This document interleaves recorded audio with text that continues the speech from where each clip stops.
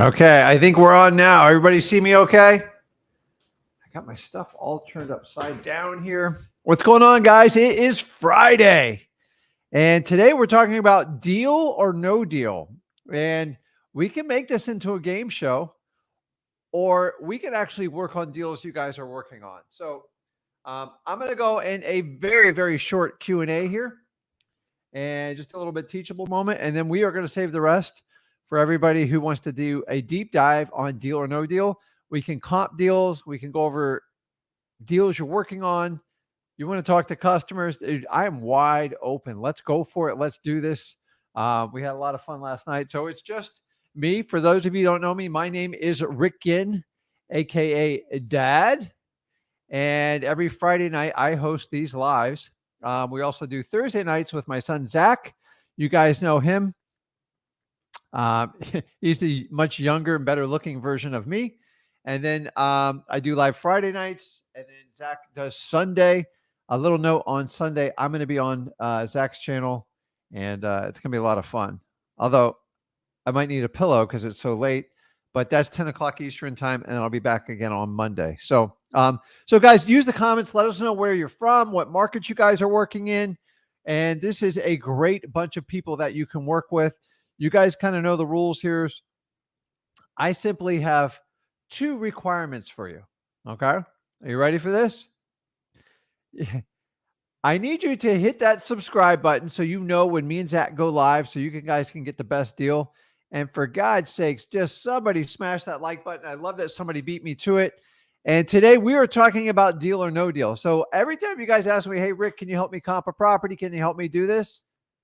I'm going to do it today. So the only person you got blame if you didn't get help on a deal today is you. Just pick up. Yeah, you don't even pick up the phone. Just click the link. Go over to Wholesaling Houses for Real. There's a link in there. You can join our Facebook group, 64,000 people plus, the most active Facebook investor group out there, hands down. Prove me otherwise. When I say actives, like it's just not a bunch of spamming and terrible stuff on that. So guys, join on there. I already got like 4 or 5 people on there. That's awesome. And we are going to do that. So let's get into this, man. Let's do it. So I always think, first of all, you guys are rolling into a 3-day holiday weekend, but you learn as a wholesaler, holiday weekends really don't do much for you because we like to treat every day as a holiday. I think we declared today wholesaling day, where everybody just gets the day off and just goes out and does a bunch of deals. But guys, listen, wholesaling is fun. It is a choice. It is a choice to get you financially free, to get your time free, to really get everything you deserve out of life. There's no way you're watching this show accepting, I'm going to go work a 9-to-5 job. I'm just going to go to college. Guys, you are better than a job. You create jobs. You don't work in jobs. You create jobs. That's why you got part of wholesaling. If you're like me, please, you got to have fun while you do this. If you're not having fun, guys, let's get it up. Let's get it going. You know what I mean? It is wholesaling time.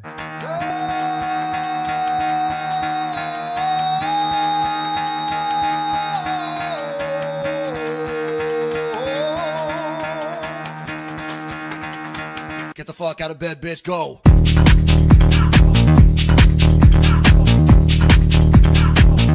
Get up, and they got go.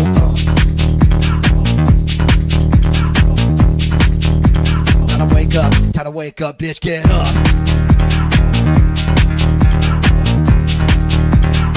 Get up. Get up.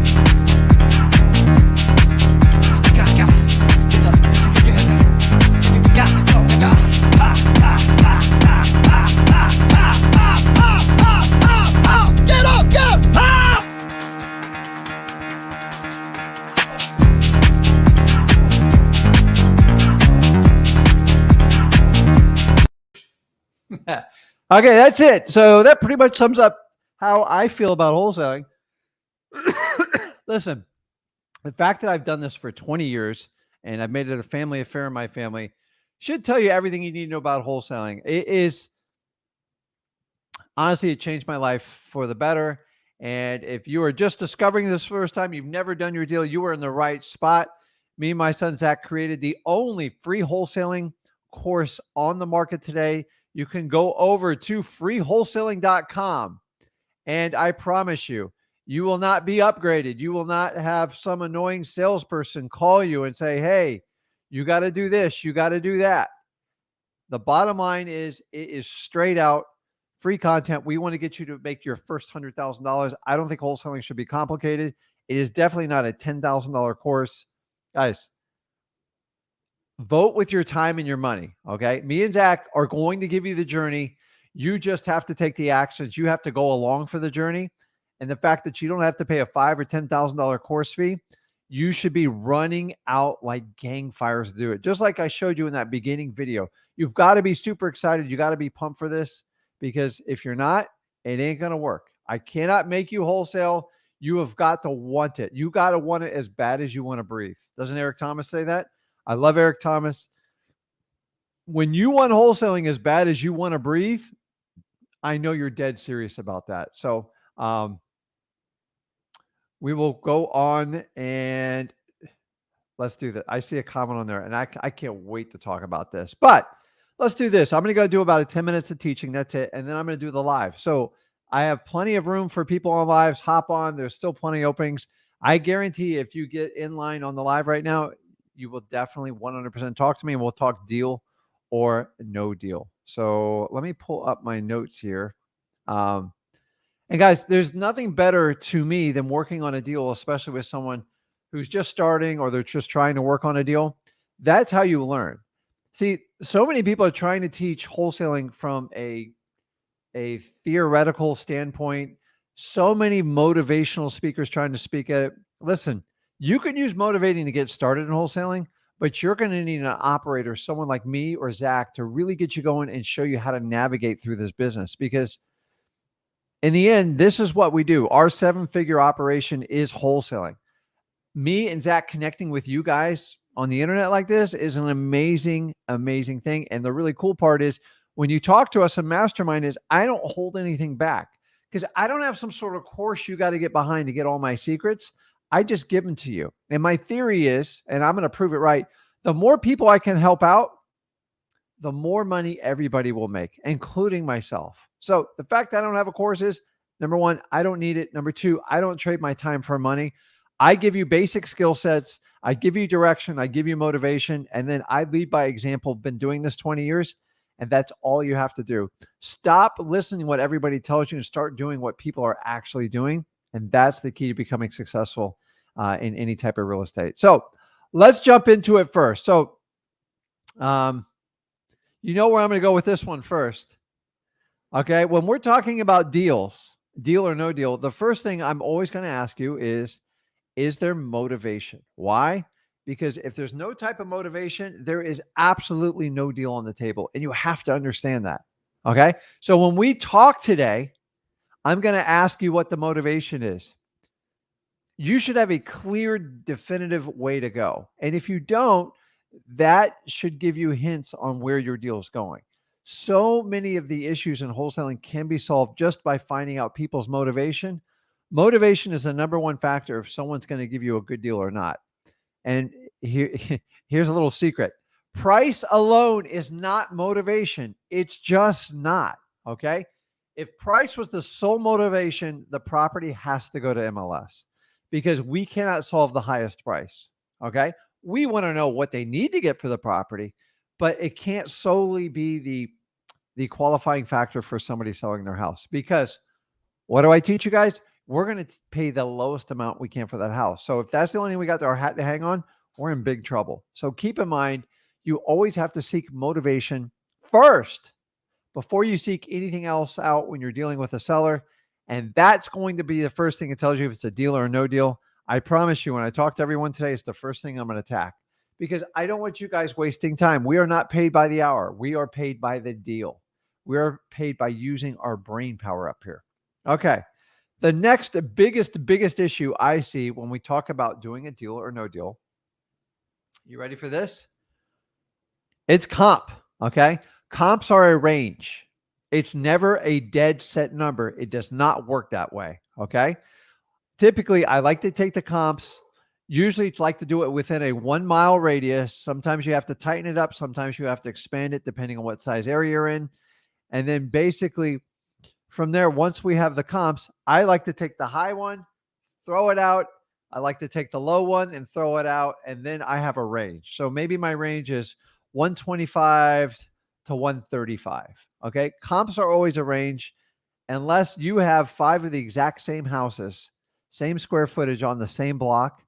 Most likely it's going to be a range. And remember, the range on the houses depends on the condition of the house, the upgrades in the house, and the seller's attitude about the house. So that you have to understand. And you see what I have in parentheses here? 5 to 10 minutes. That's all you should spend on pulling a comp. If you spend any more time on pulling a comp, I'm talking about it. You can use PropStream, you can use Batch. We recommend both because we use them both in our business because we want the best of the best. Some of you like PropStream, it's simple. Batch has a few more bells and whistles. Listen, find the one that works for you. They're very effective. We are the only people on YouTube that I know of that offer both. Why? Because why would I pin one product against the other? They're both great. So the more we push them, the better you guys get, the better the products get, and everybody wins. And nobody feels like they're like, oh, I have to do this one. I have to do that one. So when we see good stuff, we throw it out there. If I'm purely going to recommend something based on my allegiance to a company, that means I'm allegiant to the company, not to my viewers. And for that reason is why I always offer you guys options. So anybody offering Batch should be offering PropStream and vice versa. And if they don't, I don't understand it. Like they're companies. We don't own them. I already told you, I don't want to own and run a software company. It's very hard and laborious. And I leave it to people that are in computing, in software, into coding. And that's never going to be an investor. Trust me, my strong space is dealing with sellers, dealing with motivated sellers, and helping you guys out. So for that reason, I find the best of the best. The 2 best companies out there doing it. That's why me and Zach offer them. And we've been using it for years and we've had great results. So pick what you want. The fact that we're neutral should help you in making choices on who you want to take advice. But guys, with these tools and software, 5-10 minutes max. And honestly, it's not a requirement. I don't need to sell you anything. I'm just letting you know the tools are there for you to help out.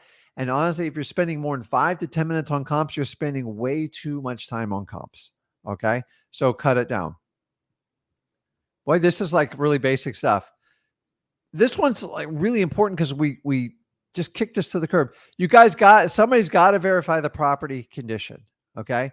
So many times we get a number, we get what we think the ARV is, we got an idea, we're flirting around with an offer. And then we always say, if we're virtual, hey, if everything checks out with the house, that price is good to go. And then you get somebody over there and find out the house is completely trashed. So many times we play around with the numbers until somebody goes out and physically puts their eyes on that property. You're never quite sure if you have a deal. Now, you can put it on deal to save your deal, but at some point you will have to take that extra step and do some sort of verification. Walking through one house can change your deal from 30 to 80 grand with its eyes shut on an average property. So I never get super excited until somebody actually puts their eyes on the property. A lot of you guys are skipping this part and just when you sell virtually.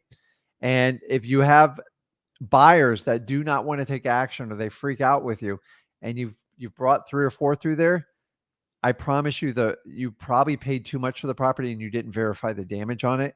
And that's why your deal's not working. So if you can take this extra step of having somebody go out and look at the property, you can say, hey, Rick, how do I do that? If you're doing it virtually, hire someone, use Craigslist, use Facebook Marketplace, have someone take pictures. The idea is you just want them to go in and take pictures and not upset the seller. And when you get the pictures back, once they upload it to them, you can basically Venmo them or Zelle them like $50 or $75, and you'll know exactly where you stand with the property and ask their opinion. Did the property smell? I would have a basic questionnaire for them, and that's it. So guys, as basic as these 3 elements sound, these are always going to be the biggest problem I find when I'm trying to help you guys on like deal or no deal. I'm sorry. I'm trying to.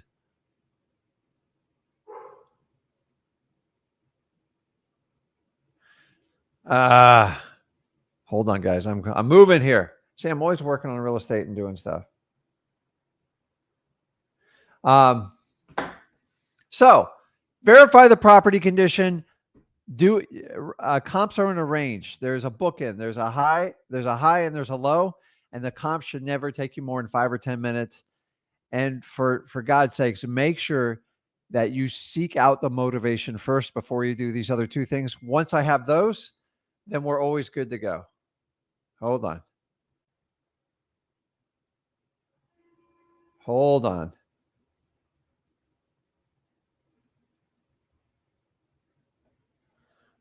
Okay.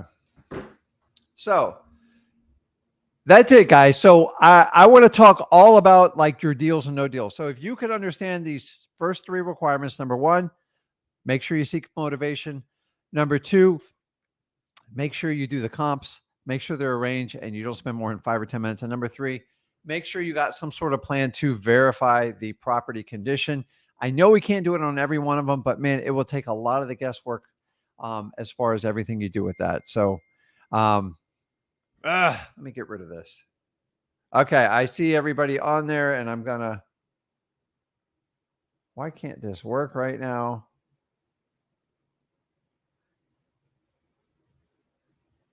Call. Okay, sorry about that. Okay, so let me take this off the screen here. And that is it. So I want to get to a question. I saw one up here and I thought, I don't see this one often, but I know a lot about it. So Dominique says, hey, what are your thoughts on surplus funds for a recovery business? So if you guys have never seen this one has been around. This one has been around actually since 2016, 17. And I actually researched into it. Here's the problem with it. You're being sold a super sexy technique that sounds like it's dirt easy, and you're the only one that has this technique. So when a house goes to foreclosure, and say they're foreclosing on the house for $100,000, and say the house gets bid up to $110,000. If the $100,000 satisfies all the liens, the mortgages, the judgments, who gets the balance of the 10 grand? How it's supposed to work, after all court costs and all lien holders are paid off, any positive proceeds are supposed to go to the seller as a net gain. Now, this money sits in a courthouse, sits under the seller's name, and the court usually sends out one letter, maybe one email, and that's it. So if the money sits in the court system, I believe every state has a different time frame on this. So don't quote me on it. Like 2 to 3 years, the money actually gets publicized one more time in like a local newspaper, online. And then if nobody claims it, the money reverts back to the state. Okay. So you can see why the state doesn't want to like overly help you. So someone in their bright idea goes, I'm going to get that information on surplus and I'm going to reach out and contact these people and let them know they're due some money. I'm just telling you, man, people know when they're due money on these things. It's just, I saw an ad the other day. It popped up. It says you can sit on the beach sipping a margarita and make $30,000 a month doing surplus funds. By the way, I've never met one person that's made a living off doing this.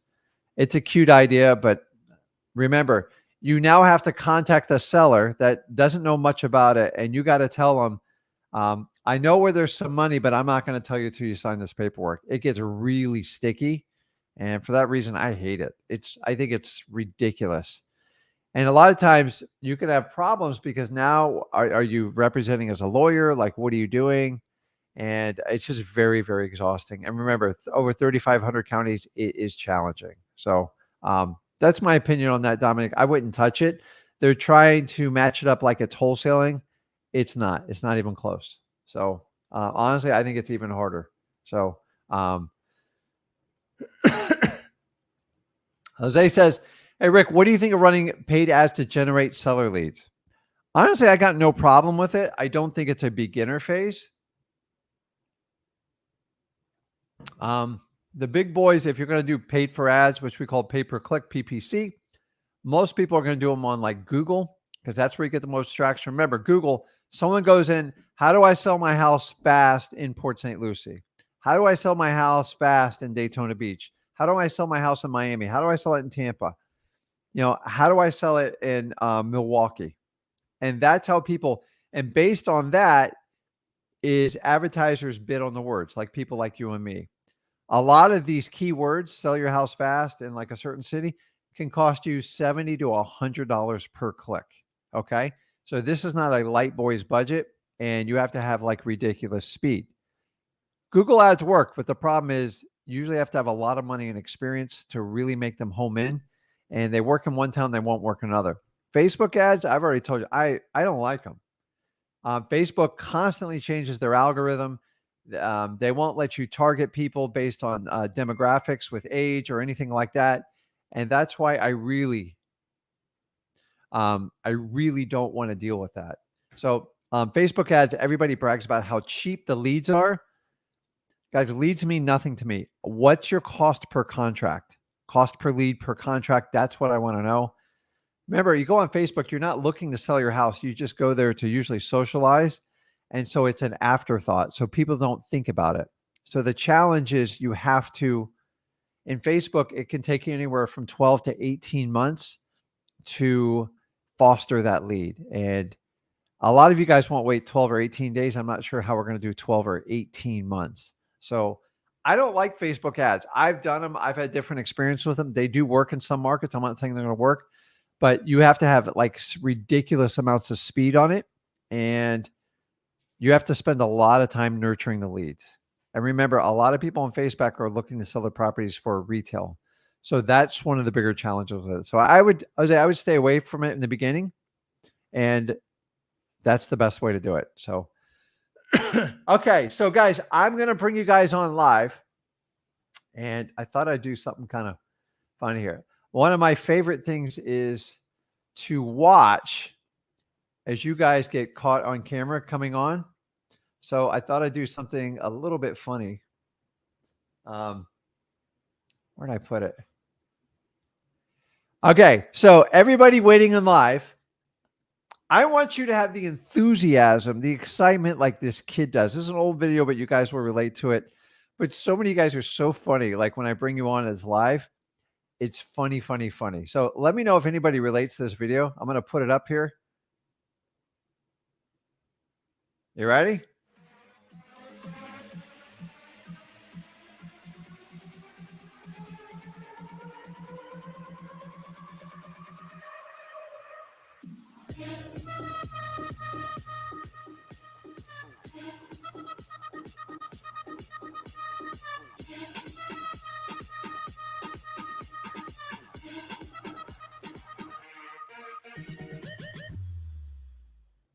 Okay.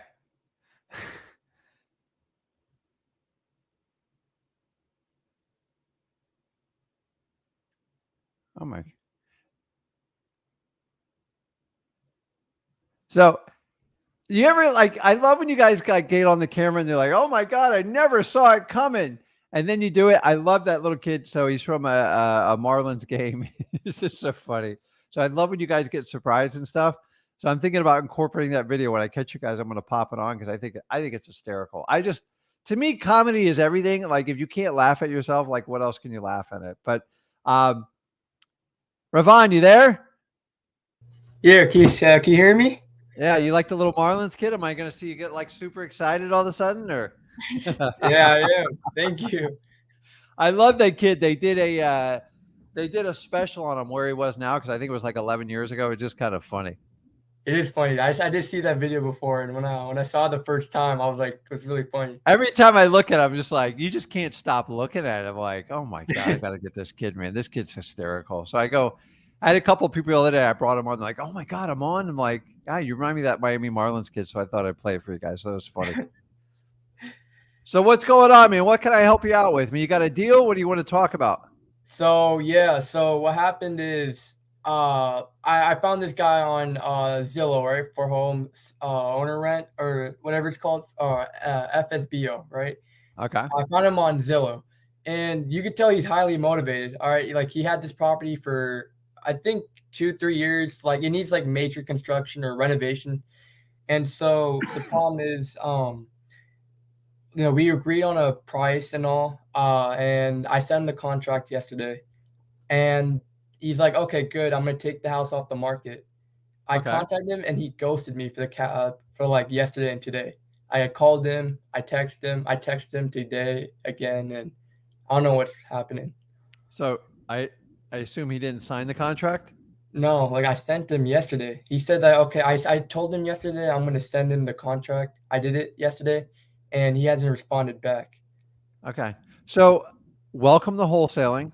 This is quite common, and you just you're going to have to learn from it. So people only ghost you for particular reasons.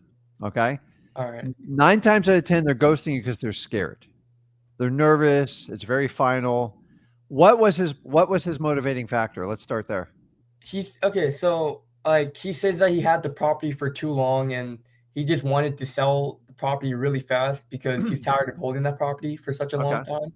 And Okay. so like we agreed on like the price was $170,000, and I got it down to 130. Wow. Uh, Okay. yeah. So he's like, okay, sure. We did 130, and then he's like, oh, he texted me, thank you so much for helping me and all this. I'm like, yeah, no problem. And then I texted him, hey, I'm gonna send you the contract today, and I'm gonna call you to go over the contract. So if you have any questions, blah blah blah. And Okay. then next, he, you know, Okay. So are you ghosted me. doing this virtual or is it local? Virtual, yeah. Okay. This is going to be my first deal if he responds, but Okay. So somewhere you left room. So he was super excited to sign the contract. How are you getting it signed from him? I'll do an document or e-sign. So like Okay. I'll take the pic, scan the document, put my e-signature on it, and then send it to him. So did you do that? I did that. Yeah, I emailed him. I even texted him through Google Voice that hey, I sent it to you, and then he Okay. hasn't responded So yet. how long's it been? I sent him yesterday, so it already been like Okay. So you're gonna have to go to the classic designs of. So let's talk about how we can fix this, and then we'll talk about how we can prevent it. Okay. okay, So yeah, you got to find a way just to get in touch with the guy. And you're going to have to be ruthless about this. So should I call him again? you got nothing to lose at this point, buddy. I All would right, call him from a different phone number and just play stupid. He's okay. on your phone number. That's why he's avoiding it. No, He's because I avoiding use it. Google Voice. I never gave him my real phone number. I use Google Voice. So should Okay, I? but he identifies you with one particular phone number. Okay. Okay. So if he's not answering that phone, then just switch phones, use another family member's phone, like whatever. I don't care. Here's the reality is in wholesaling, when you have someone that's hot in agreement on a deal, Yeah. you got it's 48 hours. So you're what, 24 into it? Mm-hmm. After 24. 48 Yeah, hours, yeah. after 24. 48 hours, you're dead. Just statistically, you're going to have a tough time. So you got Okay. to do whatever you have to between now and the next 24 hours to get in touch with the guy. I don't care what it is. You just got to get it. Because I remember talking that you want the seller to come to you, not the other way around. You And do, so, but here's yeah, the problem is you've already gotten to the deal. I yeah, assume you've run your comps, and I'm making some assumptions here. If that's the yeah. right price, you got to get them just to signing, and you have to close that gap because if you say nothing, you won't hear from them for weeks. Okay. Okay. Okay. Yeah. Unfortunately, this is common, and I'll Okay. give you preventative measures. So you guys just try to fix it. So try to find the person on social media, DM, text. If you have to pay someone to drive by there, talk to them. It's a little bit more challenge when you're virtual, but Okay. you got. This is the opposite. You can't give this guy room. You've got to find a way to connect with him. And if I do call him with a different number and he doesn't pick up, then what? Dude, just hit him square in the eyes. Like, I mean, if you don't get him, you don't get him. There's nothing you can do. Okay. Have you already left him a message? Yeah, I already left him today I left him, hey, if you have any your family members part of this contract, let me know so we could do this all Yeah. together.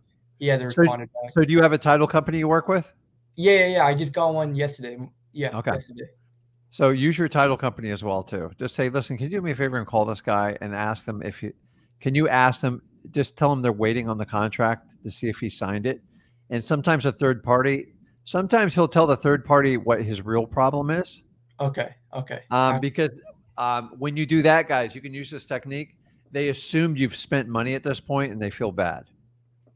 Okay. So Listen, yeah, whatever you got to do, but like whenever you have a verbal contract setting, especially virtual or physical, yeah, you've got to close the gap in 48 hours or you're a dead man walking. So if you don't contact him, you're not going to get a deal anyway. So if you contact him and you piss him off, you're going to lose a deal that you never really had anyway. So you have nothing to lose at this point. So I'm just telling you, he's either talked to someone, had a change of heart, or he's scared to death and he doesn't know how to ask you and talk to you. And then if you yeah, get him on the phone, Rivon, just say, listen, John, like, did I do something that upset you?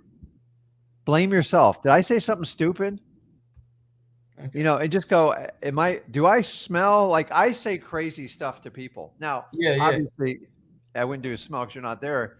But you got to contact with them. Now, if you're in a local market, dude, okay. I'm getting in my car and if I got to wait 4 Yeah, hours yeah, in front of the house, I do it. I've done some crazy stuff. So you worked hard to get to this point. You got everything right. This is yeah. common when they do this. But guys, when you have a verbal, especially when you're working on a deal, you got 48 hours. It's like CSI. 48. After that, it just goes cold because as time goes by, just an hour turns into a day turns into a week, and then they're just gone. So I could ask my title company to call the guy. Like I Oh know yeah, that every trick you got in the book, man. Okay. Hey, I'm with Sunshine Title. Okay. Rivon told us about the contract. We helped get the whole contract ready. Did you sign that? Can you send it over? No, he hasn't signed it yet, so that's why. Like I sent him the contract. I know. That's what you say. Yeah. Just say like she's waiting for it. Like sometimes you do it from a third party, especially Yeah. from a lady versus a guy. Yeah. It can jolt people like, oh my God, dude, this guy spent money with a title company. Because But he might tell him, listen, either way, either he's going to send the contract or he's going to say, I don't want to do this right now. okay. The worst is when he doesn't respond because you have no idea which way this is going. Now, Okay. somebody might have sabotaged your deal and you need to be prepared with that one too. Sabotage. Because he just said like, hey, I believe and I trust you. What you say, and I'll take the house off the market. So I'm like, oh, okay, this must be like a guaranteed deal. And So then did he take it off the market? Did you see? he didn't take it off the market. When I search his address up on Zillow, it says it's still Okay. it still shows that they're trying to sell the house. So after the 48 hours, maybe even like Saturday, Okay. I play stupid and renegotiate with him. Just go back. Okay. If the house is on the market and he's answering his phone, just kind of go back. I go, hey, wait a minute. I go, didn't I talk to you, John, last week? Actually, I think I sent you a contract. We don't have to do this all over. Let's just do the deal. And then, listen, he's got something going on. You just got to find out what it is. Yeah, plus I know he said that he doesn't live in Wayne, because I got it in Wayne County, right? So he lives in Wayne County, his property is, but Yeah. he lives somewhere outside of the country. I think he lives in the Middle East or something. Yeah. So Listen, so he could have other stuff going on. maybe, yeah. So just make it super simple. And I will tell you this, guys, when you get somebody on the phone, especially sellers that have a history of ghosting you. Yeah. By the way, when they ghost you once, they'll do it 2 or 3 more times, and they'll do it towards the closing. Say, dude, stay right there. Are you on your computer? Yes. Are you in your email? Yes. Okay, I'm sending it right now. Tell me when you got it. Okay, click the sign button. Let me know when you do it, and I'll get confirmation. I got to get this out of the way. Yeah. And then once I get this out of the way, they can do all the paperwork with the title company, and I'll call you when it's ready to close, and we'll get this thing done so I can get you your money. That's it. Oh, okay. But like sometimes you got them on the phone, you got to walk them through it. Yeah, that's what I was saying. That's why I wanted to call him and walk over the contract with him. Yeah. Just And then, so especially if you have somebody that's not in the same country. yeah.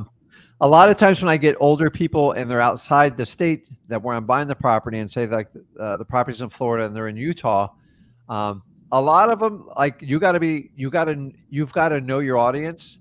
Okay. Some people are just. You ever met someone that's so technology challenged they struggle just to Yeah. turn the computer on? Yeah. Yeah. There's people out there like that, and they get a lot of anxiety, and they're like, dude, you can go old school. You go over to the post office, about $25, and you stick everything in hard copy with like yellow markers and just get it signed. I still to this day still do a lot of hard copies because older people like that. Okay. Yeah. They can't deal with the electronic. Like, I don't even know what I'm doing. I'm like, okay, listen, I'm going to send you both. Whichever one you're more comfortable with and you can get done quickly, let me know. And the neat thing with the tracking is you can tell the day they drop it back in the mail to you. So you send them everything. And here's a little tip. If they can't open an email and like get DocuSign, don't try to send them the documents to like print it on their own because they'll struggle just as bad with the printer. So stick Okay. everything in that. It's $25 to Okay. overnight it anywhere in the United States. And honestly, it's a pretty good damn insurance policy. Okay. And I had another quick question. So like I was going over your contract video that you had I think a year ago, and I didn't understand like the difference between the closing date and the inspection period. Like does the inspection period takes after the closing date? Because Okay. sometimes I'm confused about that, yeah. So an inspection's always should most likely is going to be before the closing date. So Oh, an inspection period is just basically your time to kick the tires and see if you want to dance with this deal. oh, okay. So if the Okay. closing date's October 1st, that means the inspection period has to be before October 1st. Am I right? Yeah, I mean it's I mean you really can't have it past it. So everything's negotiable. Okay. So here's a rule of thumb. If you're not getting the best price you can on the house, meaning you know it needs to go down further, or like you know the roof's bad, but they keep saying it's good, or the AC's bad and they keep saying it's good, you can put it under contract. But listen, I'm gonna have to come back and take a serious look at the AC and that roof. I Mhm. don't think it's good unless so maybe I'll get an expert in here to show me the difference. Why I'm doing that is because between the roof and the AC, that could be a $20,000 to $25,000 discount. Okay. And if it needs replacing, your buyers are going to know it, and you don't want to. So many wholesalers think they have a deal when you got a bad roof and a bad AC. You don't even have a deal anymore. Like you could get Yeah. killed. So if I have to do that, I'll give the seller the higher price. I know there's a 90% chance the roof and the AC is bad because it's 95 degrees and I'm in the house Yeah. and the roof's leaking water through it and she's telling me it's just fine. I'll put it under contract and go, listen, I need a 2-week inspection period. I know I'm going to get a better price on that house, but I might as well put it under contract, play the game a little bit and get a better deal. The other way is they just give you a really good price up front. Mhm. I don't really care about the inspection period if I know it's really good. Okay. Like Yeah. Okay.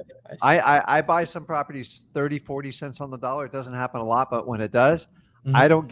don't give a flying anything about the inspection period. So the inspection there is to give you safety. Okay. So you can do your due diligence on the property. Okay. The only ones we try to stay with. Now, I'm not inspecting a house like a homeowner. Yeah. I'm not looking at the drywall and stuff like that. I'm looking at the roof, structural. I go over to the electrical panel. I look at the air handler. I look at the compressor, and you can look for the major items. And Okay. that's what we do.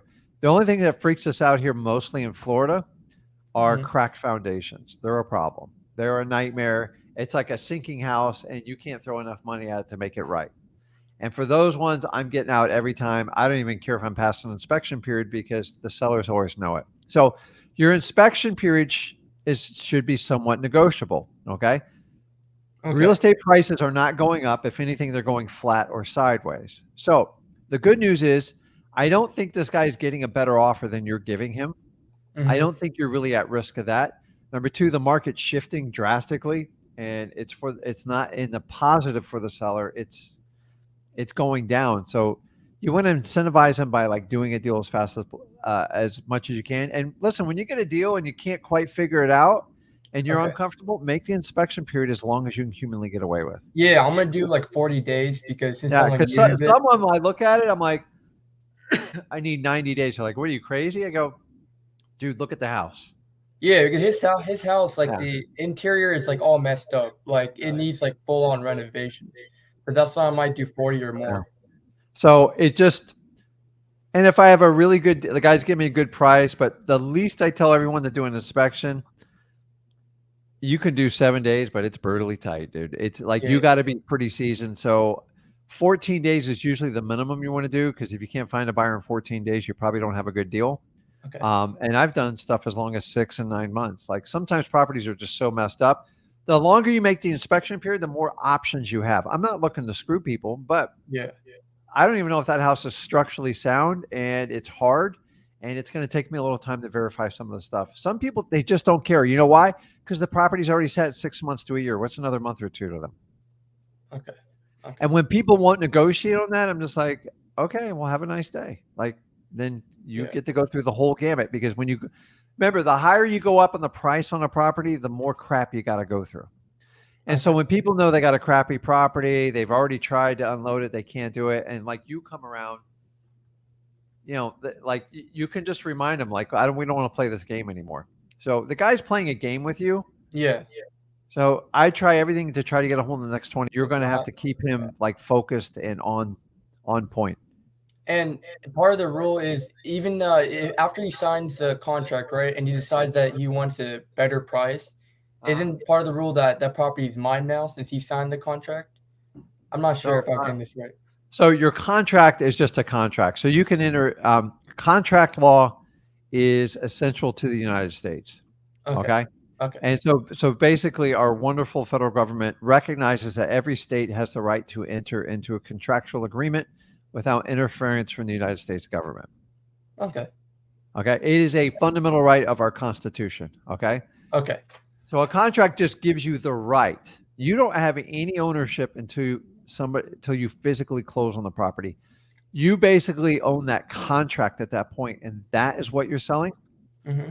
You have no ownership rights or anything, but you are obligated under a contract, especially once you get past the inspection period. So normal real estate, they do inspection periods anywhere from 3 days to 30 days, sometimes 90 on like commercial properties. But there's no obligation until you buy the property. Now, if you don't buy the property, then they have that contract and they can use it as a weapon against you. Okay. So take the example of like Elon Musk. Okay. He owns Tesla and he entered a contract to buy Twitter, right? Yeah. Okay. So part of the contingencies on it is they had to meet certain thresholds for inspection. So they had to verify the amount of bots, all this other crap. So both parties are disputing, listen, Elon overpaid for it, but he's trying to get out on a technicality and they're going to go to court. Now, he's not responsible for Twitter, but Twitter's going to sue him for damages. But the problem is he's in a contract where if he backed out, he loses $1 billion. He don't even want to lose his $1 billion anymore. It's kind of weird. So you're never forced, like when you're in a contract with someone, you're never forced to buy it. But the purpose of the contract is to use leverage for people's intent. So if you write a contract and never do anything, you don't follow up, you don't get out of it, that seller has a right to take that contract to an attorney. An attorney files a motion, and then they're going to sue you on breach of contract. And then they have to go through depositions. They have to show all the paperwork. And then they're going to dig in to see if you had the intentions. And if they felt like you wrote a reckless contract and never had the ability to close or do anything with it, the judge is going to award the seller damages. And that's why you just don't want to enter in contracts haphazardly, because the purpose of contract is to keep people honest. If you don't close, the other person can take that contract and sue you, and they're most likely going to win, unless you can share information that you're missing on it. So you don't have any rights till the day you fund it and they sign the deed over you. But you have contractual rights. And remember, as a wholesaler, we're selling those contractual rights. That's what the real value is.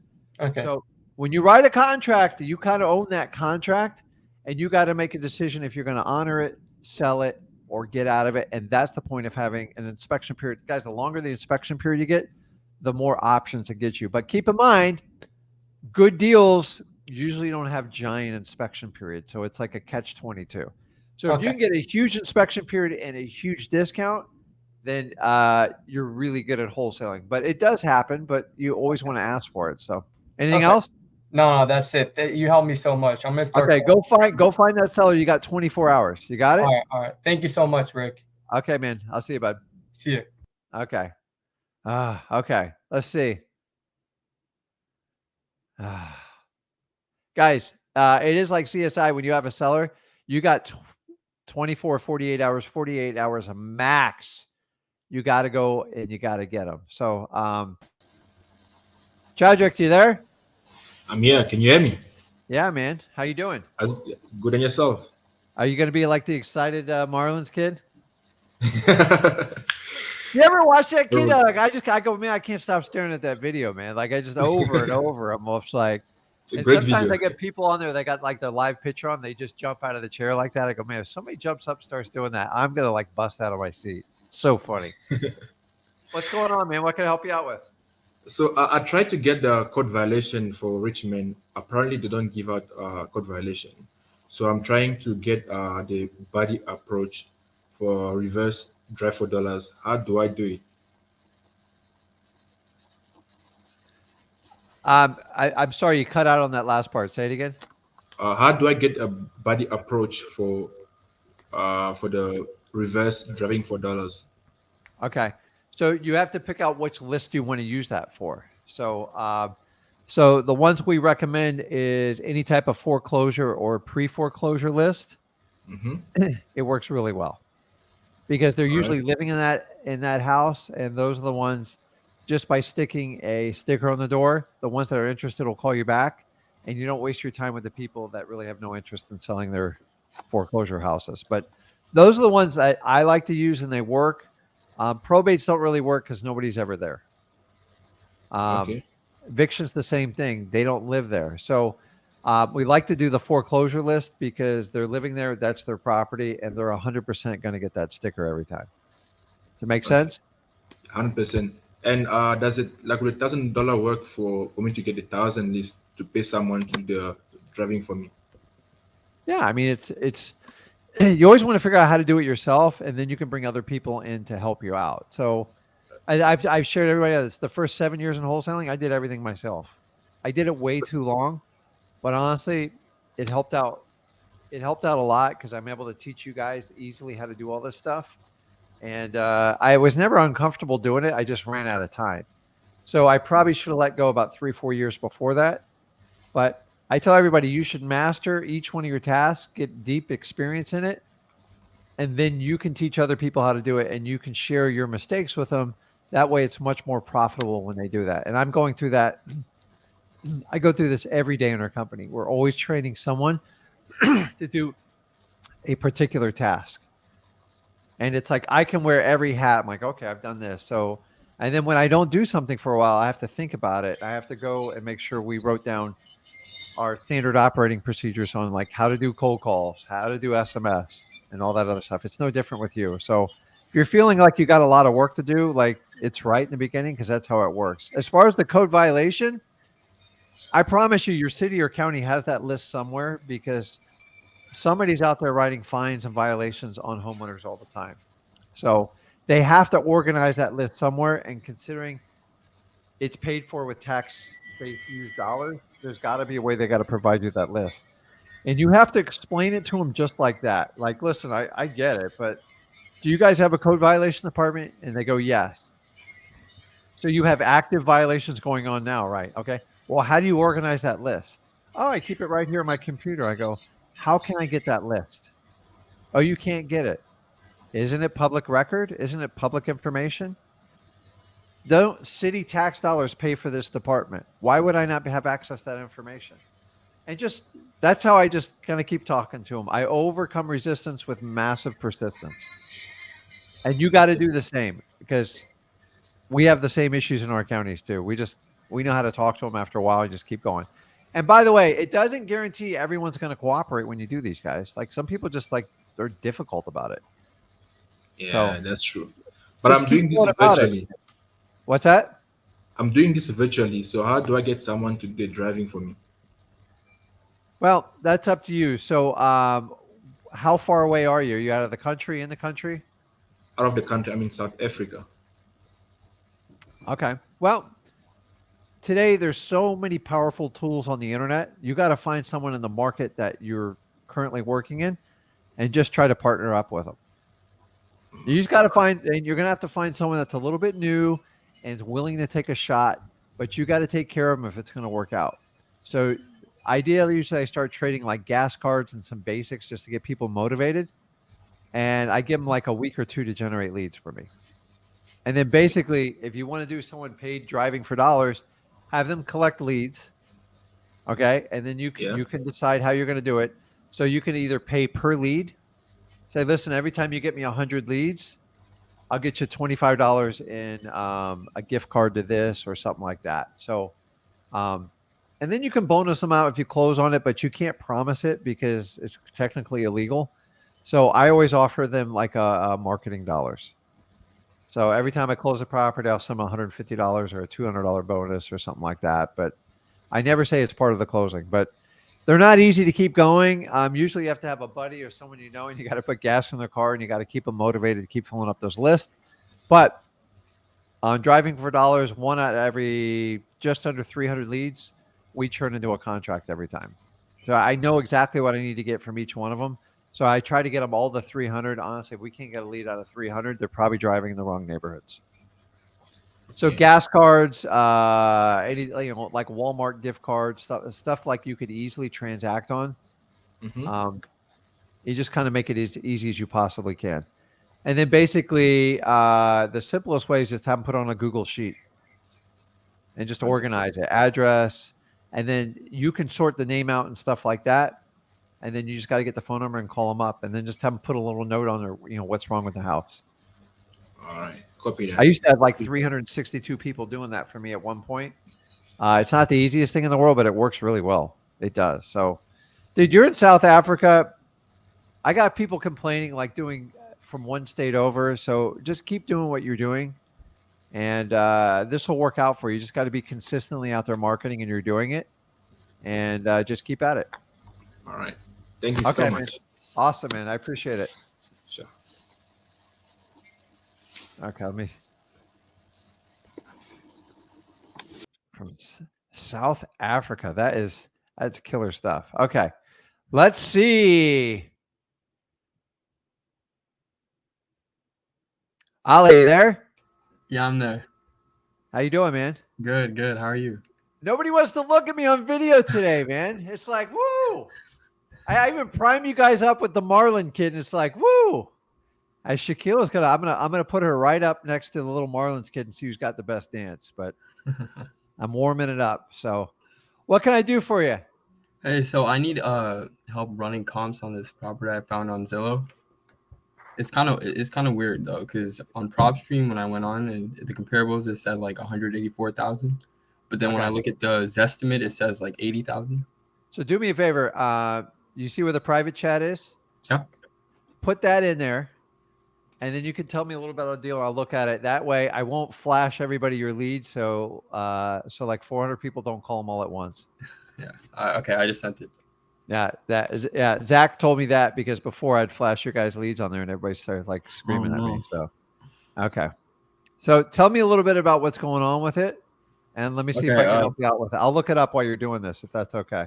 Okay, so when I called them and when I asked them for the motivation for selling the property, she told me it's because like the owners passed away, so Okay. I guess it's like probate.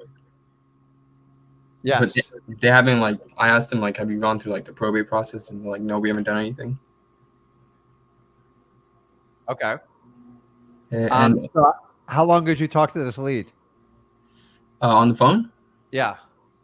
I say like 12 minutes the first time, and then No, was it today, yesterday? Like how long ago? okay. I talked to them like 3 days ago, the first time I called, and then I called again like the next day, and then I think one more time. So 3 times I've talked to them. Okay. Hold on, my computer's stuck. You guys are all gonna get bumped off here off of Ali's comp search here. Okay.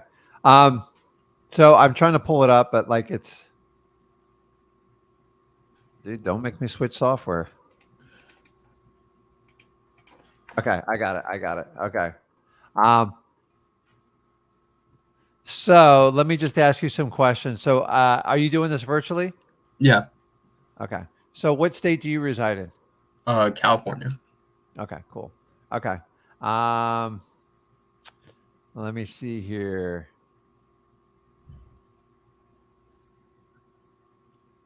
It's so funny. You go to other states because everything's like so different, like between basements and so it's it's still a 2-1, right? Yeah. I got the right one. Okay. Man. The property is kind of weird because the lot is like huge. Yeah, very strange. So I mean, it just looks like a regular size. I mean, it looks like an old house, 1800s. Jeez. It needs some work. Do you have any pictures of the house? Only the one. I asked the sellers for a video and like a bunch of pictures, and they said they'll send them like on the weekend. But on Zillow, there's like 3 pictures. Okay. Let me see if I can see. I'm looking here.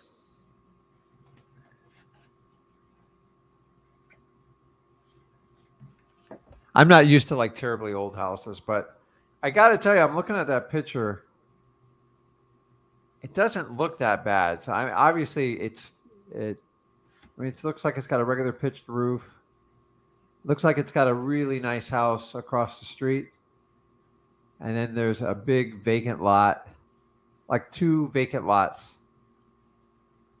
So let me ask you, that town it's located in, Mhm. do you know what the population is? And if you I don't, do- you can look it up real quick. I do not. Okay, hold on. We'll look it up. So the reason we're asking population Oh, is it's like 2,000.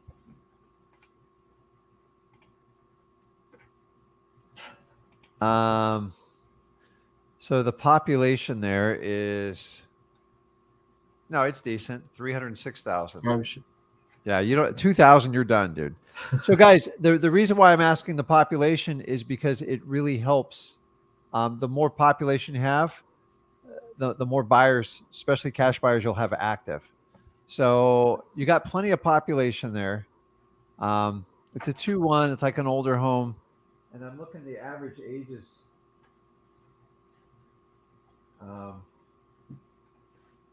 Quick details on here. So the owner on record there, is that the person that passed away? The PELC? I'm looking at the Yeah. owner of record. Yeah, I think so. Yeah. Okay.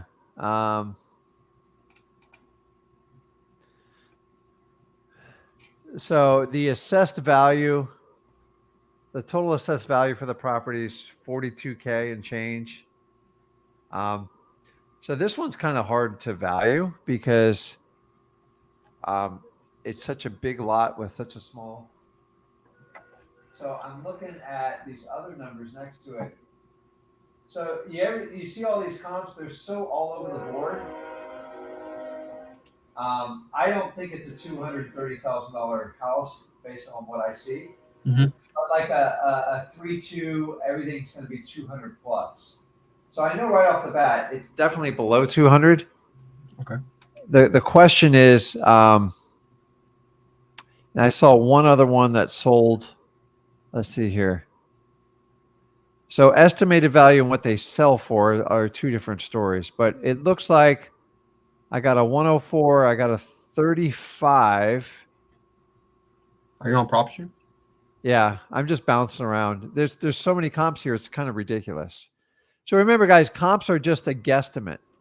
So the other way you can also do it is just simply just going between Trulio.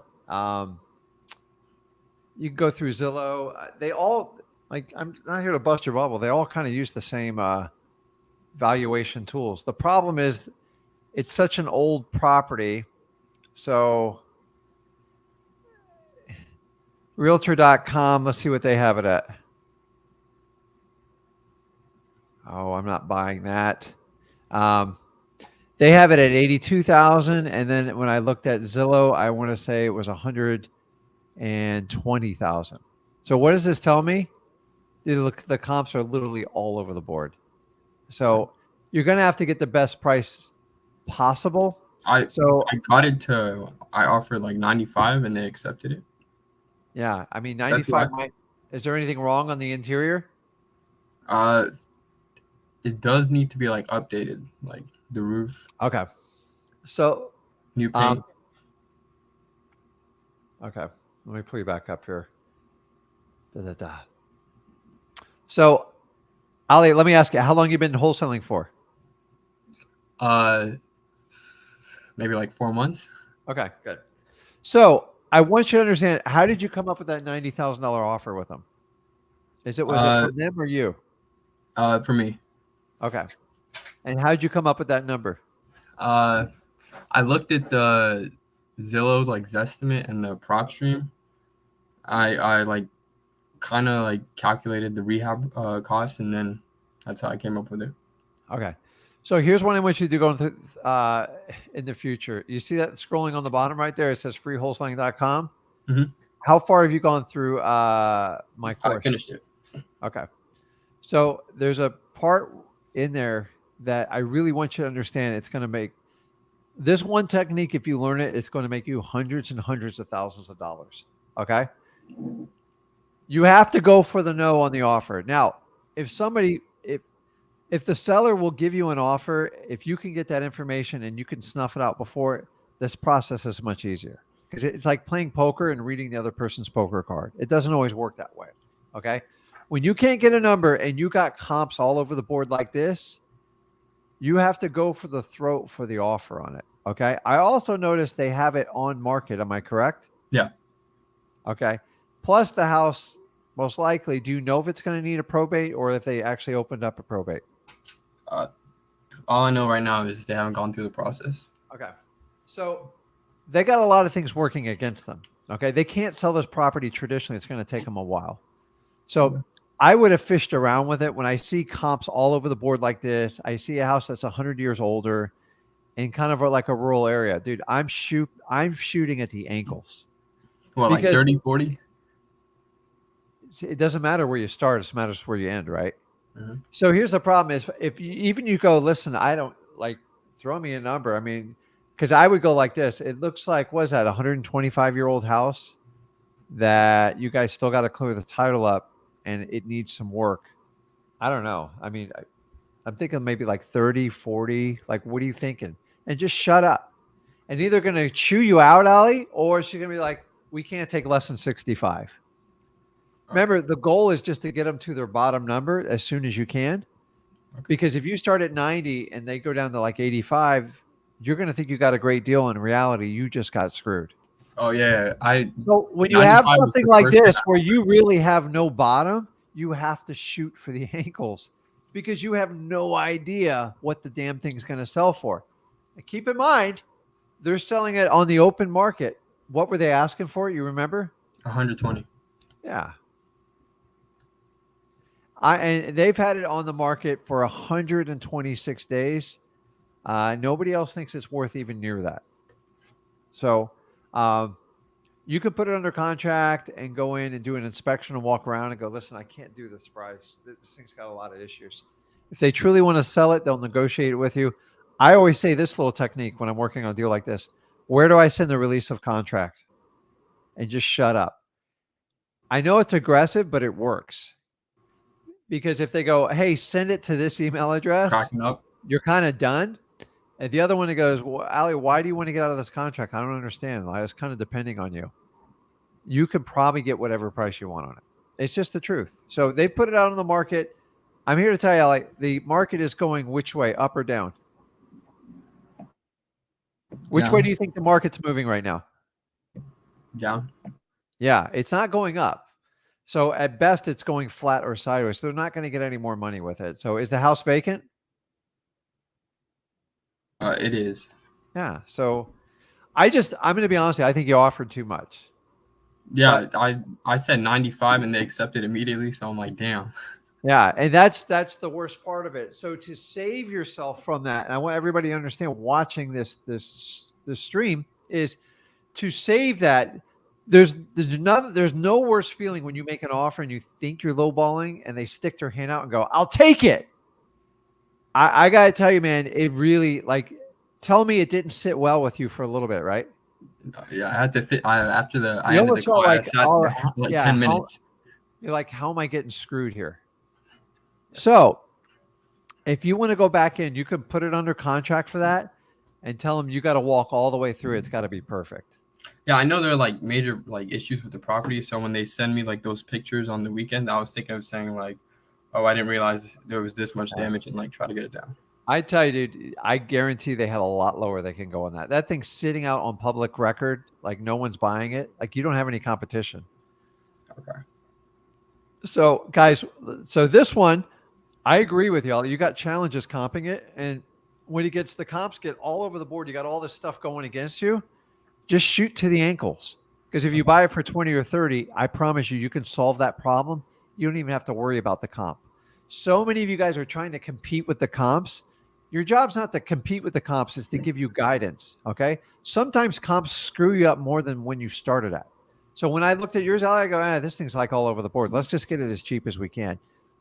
The reality, guys, most of my houses, that's how I teach everybody on my acquisition side to deal with these properties. Because for the right price, I can sell it to anyone. Is now when I get 3 2s and they're all identical, and like this one's 200, this one's 220, this one's 210. I go, okay, we're 200 to 220. And this one's kind of nicer. It's probably should be right in the middle, about 215. Then I can offer a little bit more aggressive on them because to try to motivate them on this property, there's only so much you can do because you got to sell it to someone else to make money. Okay. And so if there's 30 grand worth of repairs and you buy it at 90, there's zero room to make any profit. So I don't want you buying it at that number. Okay. So the question is how you unwind this. Yeah. Okay. So you haven't entered into a contract yet, right? No, not yet. Okay. So you can do one or two approaches. You can go deep with a contract with a huge inspection period, 30, 45 days. Mm-hmm. And tell them, I have concerns about the house. Okay. And just see what they say.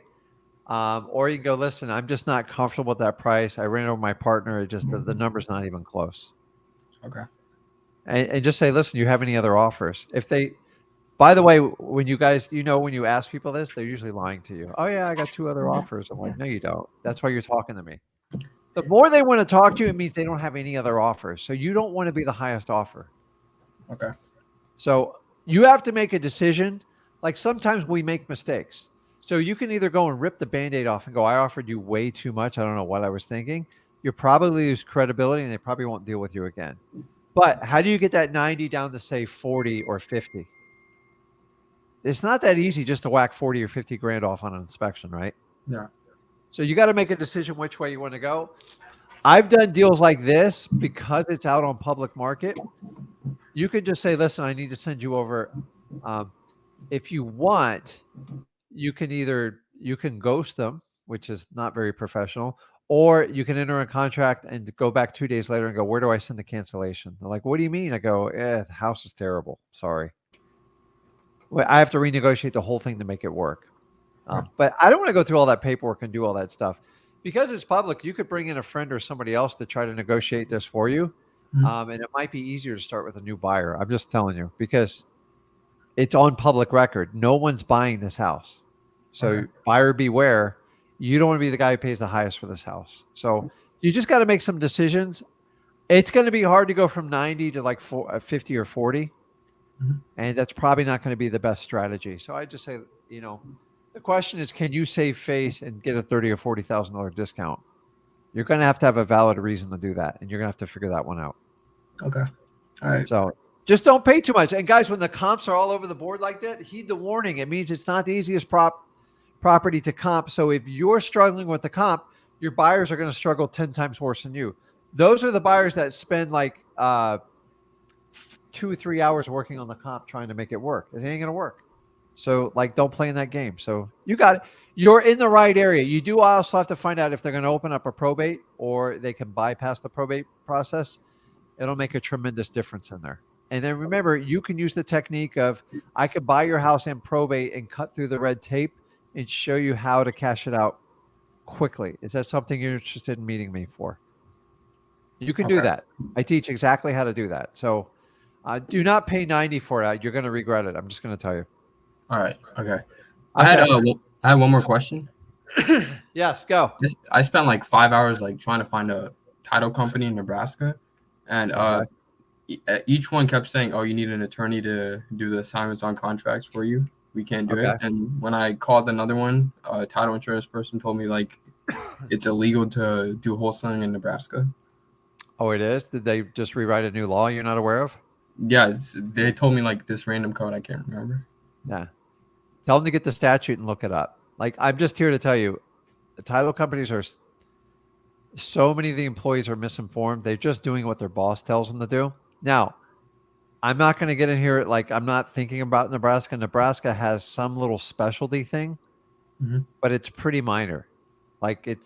So what they're trying to do with these laws is they're trying to discourage certain types of behavior on selling the contracts, and they're usually attacking on how you market them. And that's how most of these people are going after it. Okay. Outside of, I know Oklahoma came up with something.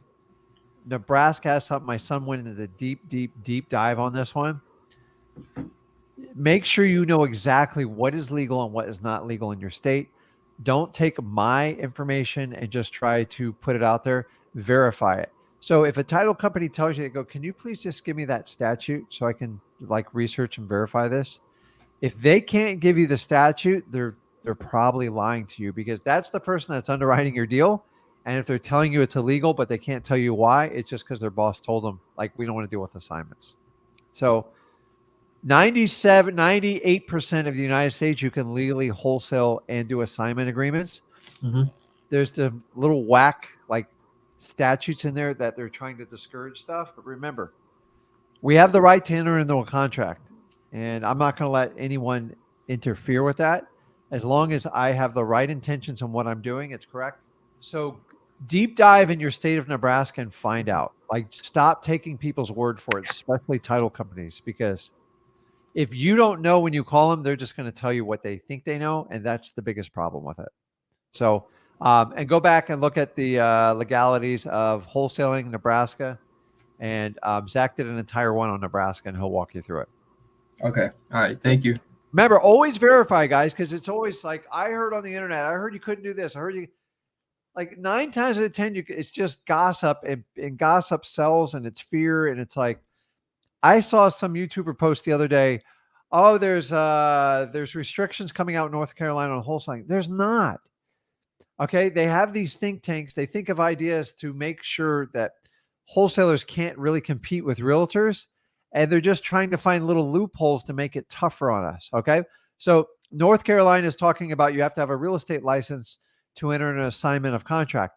You don't, because it's physically impossible for me to require me to do that. So they're just saying if you market your contract, then you're subject to practicing real estate without a license, and that would be the violation. It's not a violation to assign the property. It's complete. So there's guys, I'm going to tell you, most of these laws are almost unenforceable. Like, there's no way one state can change how contractual law works from what our United States Constitution says. You know, that they're not supposed to interfere in your right to enter in a contract. If a seller wants to sell and a buyer wants to buy, that's their right. They're trying to attack us wholesalers, saying, well, you guys are just selling your equitable interest, and that's not really having ownership, and we're going to go after that. Well, prove to me otherwise. I have a valid contract. I have an EMD. I have a title company. I'm doing everything. How do you not know I'm not? So now they're trying to interpret all our intentions. It's physically impossible. The only way to protect yourself is tell everybody who deals with real estate they have to have a license or you can't play. Okay? Think about this. On a fishing license, unless you're under the age of 15 or over the age of 65, everybody has to have a license. That's the only, if you really want to attack wholesalers, you got to attack the entire industry. Because I promise you, every law you try to pass, I'm going to be 2 or 3 steps ahead of you every time. So do me a favor, just deep dive your Nebraska. It's actually pretty simple. I'm not an attorney and I don't want to give you bad information. And I want you to report back and tell me exactly what you found. And you'll find exactly what to do.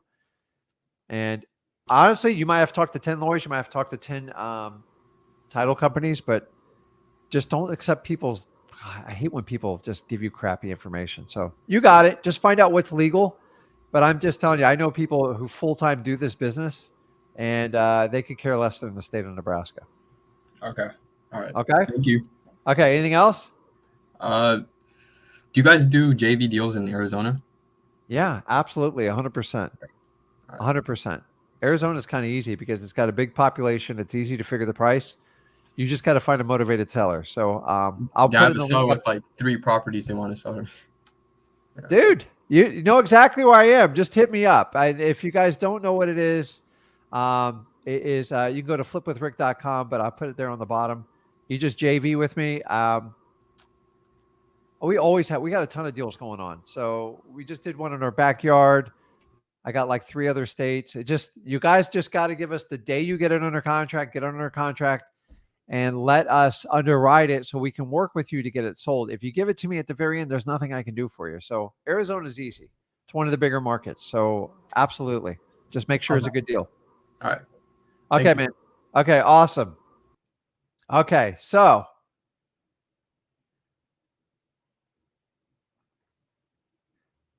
let's see here. And of course, and who should I bring on next? Is Shaquille going to dance for us? We'll have fun with it. I don't know. We'll have to see. We'll have to see here. So I'll put her up to this test first. Ready?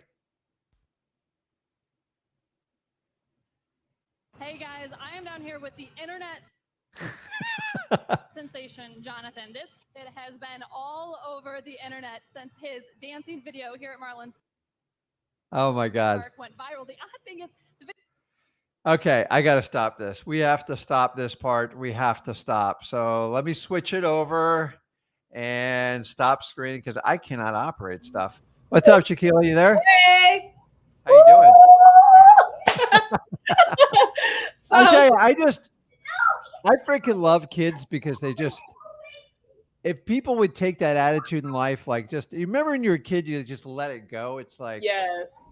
and Yes, now I we became adults and now we're just like, man, this is what I signed up for, man. Cause I love having fun like that, man. I love kids because like everything's unlimitless. Like everything's like going to be amazing in life.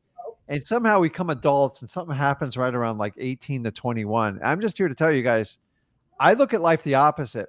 I never fit in school. I never understood the purpose of teaching all these subjects in school. And all I ever want to do is have fun and socialize. And I don't get me wrong, I probably did that too much. But I started figuring out life from 18 on. And I've been through a long journey. I've been through college, terrible. I've been through a corporate job for 12 years, terrible. And I just go like, I go, you know what? Jim Rohn says it best. Life is risky. Let me tell you how risky life is. None of us are getting out of it. Like we're all going to we're all exiting it out. Okay. I'm not talking religion here. So if you know, we're all coming in this world naked, afraid, and weak, and we're going to leave the same way, you might as well have fun while you do it. And that's why I like to do videos. People like, oh, Rickman, that dancing video you and Zach do in the beginning. It's just like, honestly, I'm just trying to jar you guys to find it. It's like, this is fun. You don't have to do it. You don't have to call anybody. You don't have to talk to anybody. You don't have to chase that contract. It's completely up to you if you want to have fun doing this. And honestly, I freaking have a blast with what I do. I choose who I work with. And when people come difficult, I let them make the decision if they want to work with me. If not, I just move on. And I'm just trying to share with you guys, this business is simple. I am not a smart guy. I am actually probably the farthest. I am not smart. I just know how to run certain types of businesses. And I came from a school where the smartest people got the most rewards. And I'm here to tell you, give you hope as a wholesaler. It's actually the opposite. If you're too smart in wholesaling, you will overanalyze this thing to death and you won't make a dime. Yep. And if you'll just do basic functions and you like to talk to people, millions and millions of dollars. I am living proof on it. I could not, my SAT is such an embarrassing score to this date. I still can't share it publicly. It's that bad. I ever had the people go like, I didn't know you could get a number this low. I'm like, I did. I'm not a test guy. I hate tests. I hate being, see, to me, life is a test every day and I'm up for it. But if you want me to memorize a bunch of stuff and take a test, I don't do well with that stuff. So anyways, that's it with me. So what can I help you out with today, Shaquilla? Okay. How are you today? Just first I'm off. fantastic. It's a 3-day weekend, but honestly, every weekend's a 7-day weekend to me. I don't care. Yeah. So I have a deal. Well, let me stop. It's Okay. not a deal yet. I was driving past, somebody was driving with me and they were like, oh, you're doing wholesaling. Look at this building. It's for sale by owner. It's not on Zillow. It's not on anything. It's just for sale by owner, right? Okay. So spoke to the woman. I called it a year ago. She didn't answer. Finally, she answered. Her motivation is that she's 80 years old and that she's not sure that her son will be able to take it over because, she's getting in her later years. So now I asked her, and I feel like I didn't do my DD right because I did not ask her timeline or anything like that. Okay. And I just automatically set up well, I didn't really set it up. I was like, oh, well, can we set up a time to view it? And she was like, oh, okay, let me get back to you. I'm having the same problem Rayvon is having right now because I'm trying to get her to call me back, but I'm trying to call her back, and it's just crazy. But regardless, she told me that the rents were, it's a 4-unit property.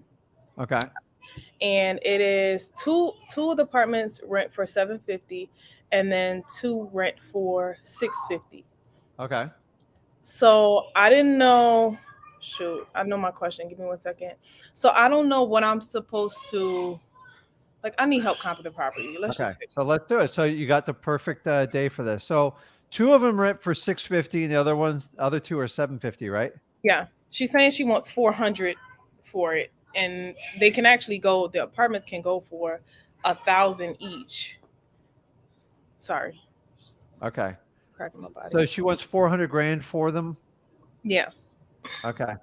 And basically she's collecting $2,800 in rent, right? Yep. Okay.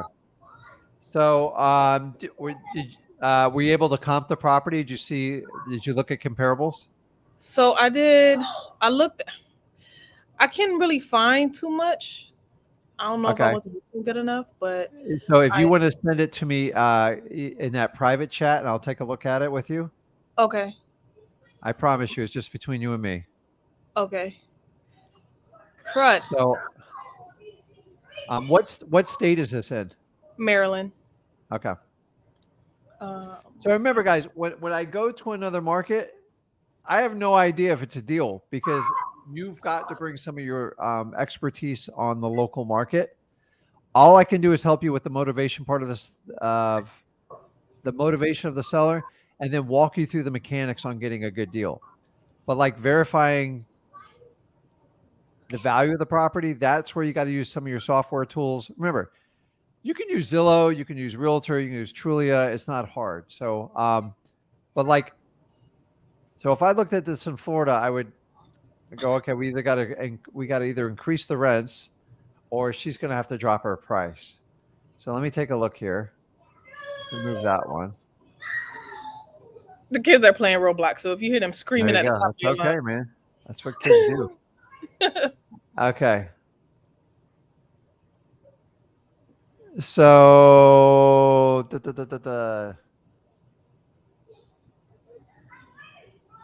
okay. So you and it's on a big piece. Like, the land is kind of bigger. She said something about the fire department too, so I wasn't sure. She said so you got a lot of properties in that area. I mean, a lot of properties, but are those single families though? 20 I'm not used to these like older homes you guys have. So let me look at the details on this one, see if I can so I'm just trying to see where it says it's a so it says number of residential units 3. You're saying there's 4?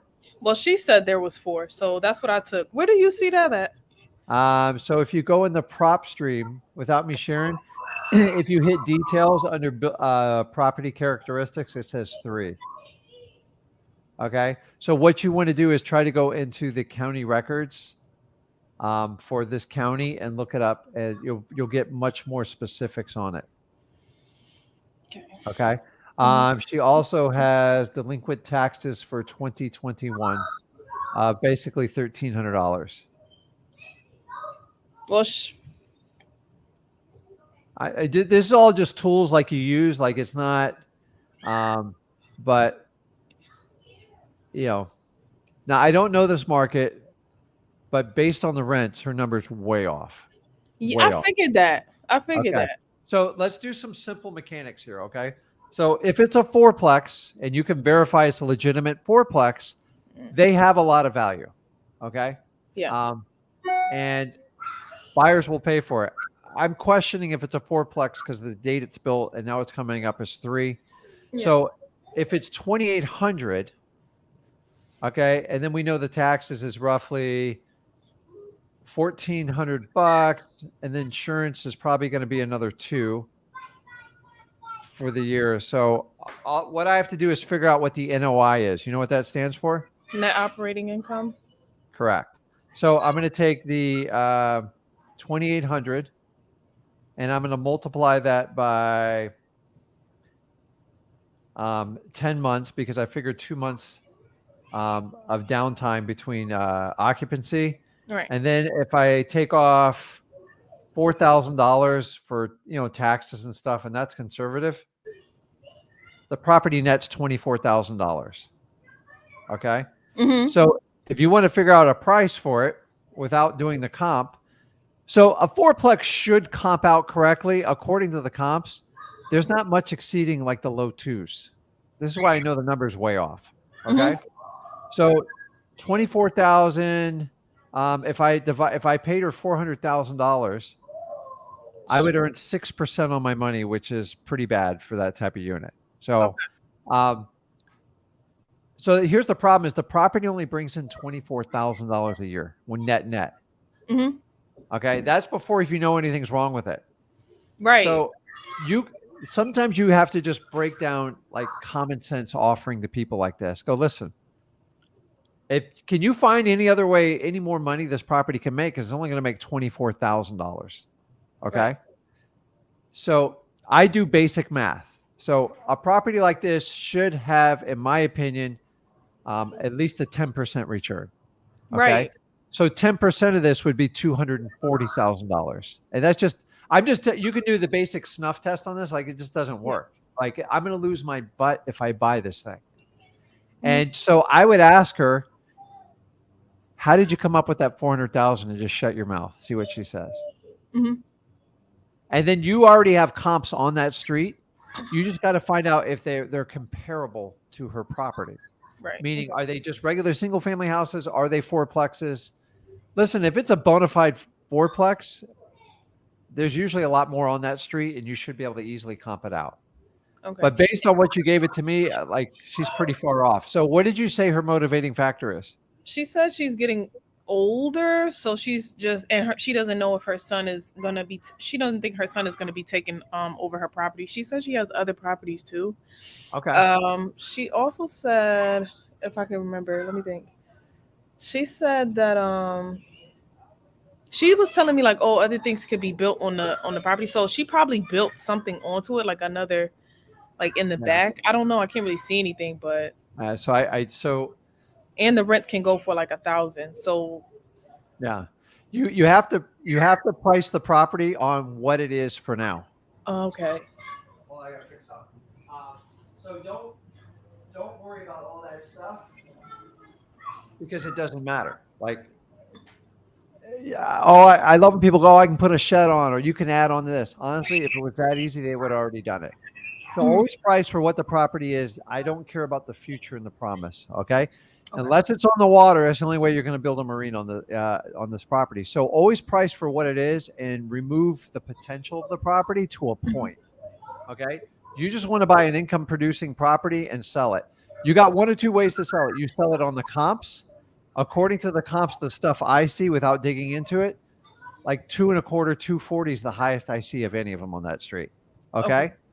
The other way is you take the rent. So if the rents were like 500,000, it made 50,000, then I can maybe make sense of it.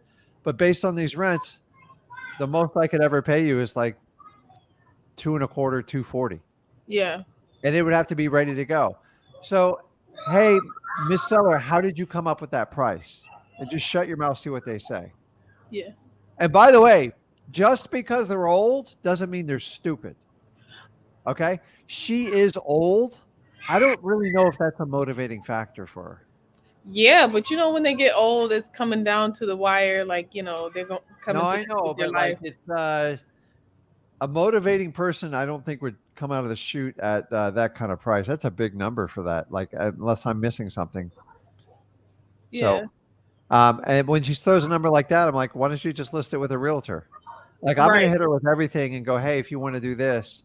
And if she's so far off base on this one, and when you look up the comps, say, listen, let's talk about any of the other properties you have that like maybe that need some help or need some love. Yeah. Okay.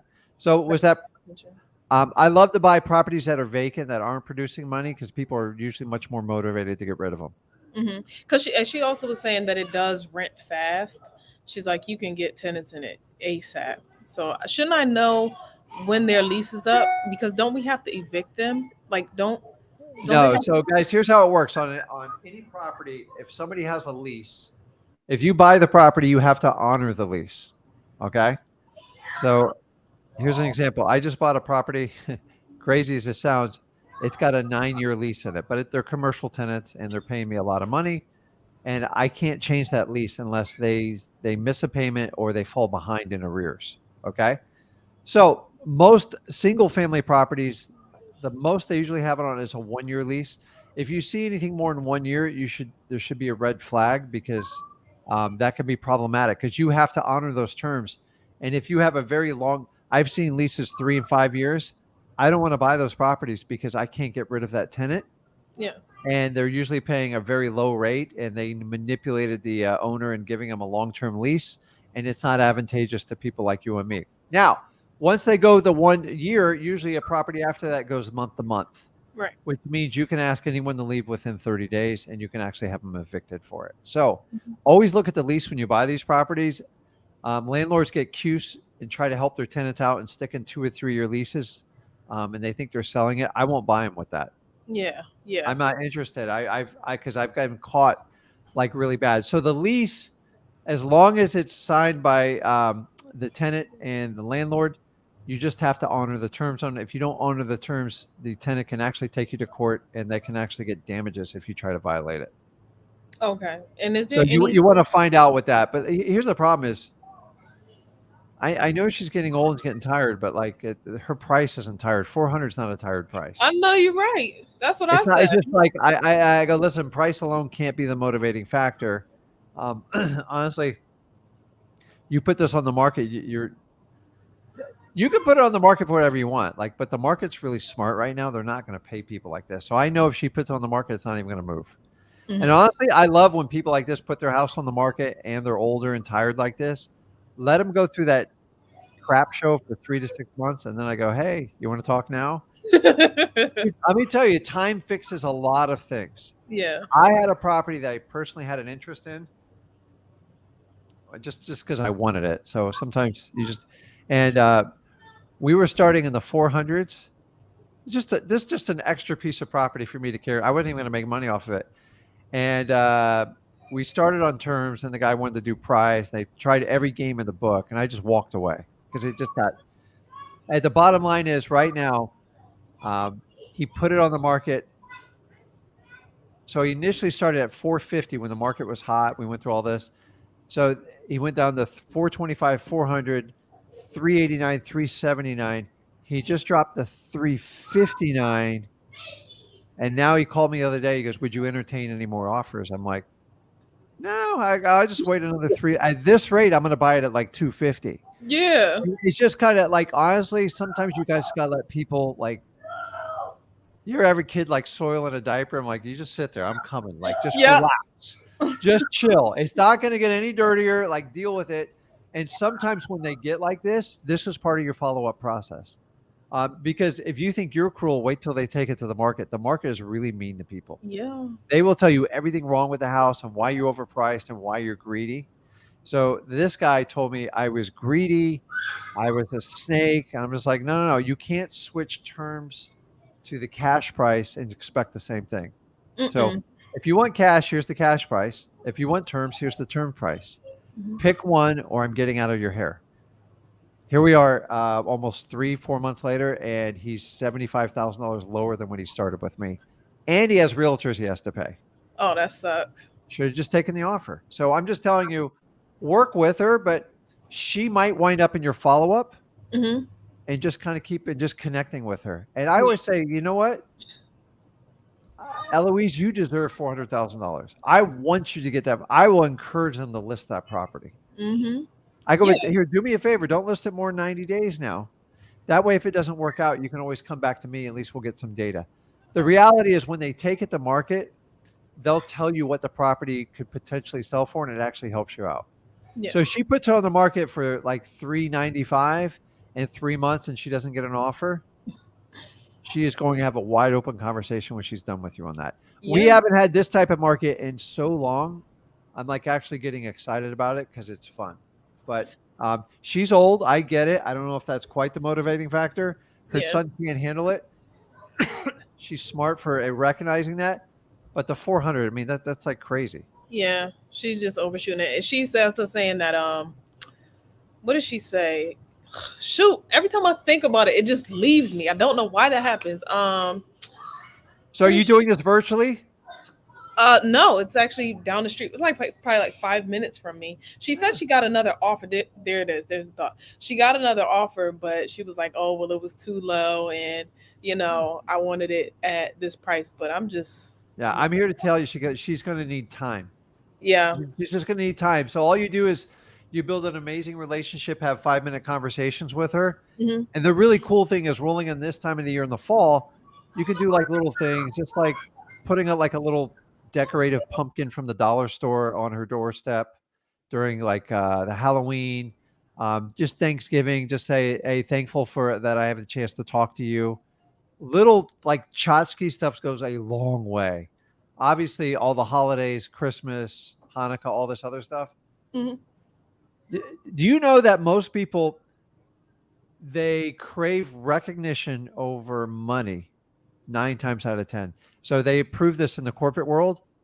People will quit because they didn't get recognition from their boss as opposed to getting a raise. Now, I'm the opposite. You give me a raise, I could care less what you call me. So Okay. you guys have to recognize with your sellers is they constantly crave like your attention and like, you know what? So like this, I say she's Eloise. Eloise, you know what? You deserve it. You've put in so much work. You should enjoy your life now. You should have zero struggles. Everything should bring a smile to your face.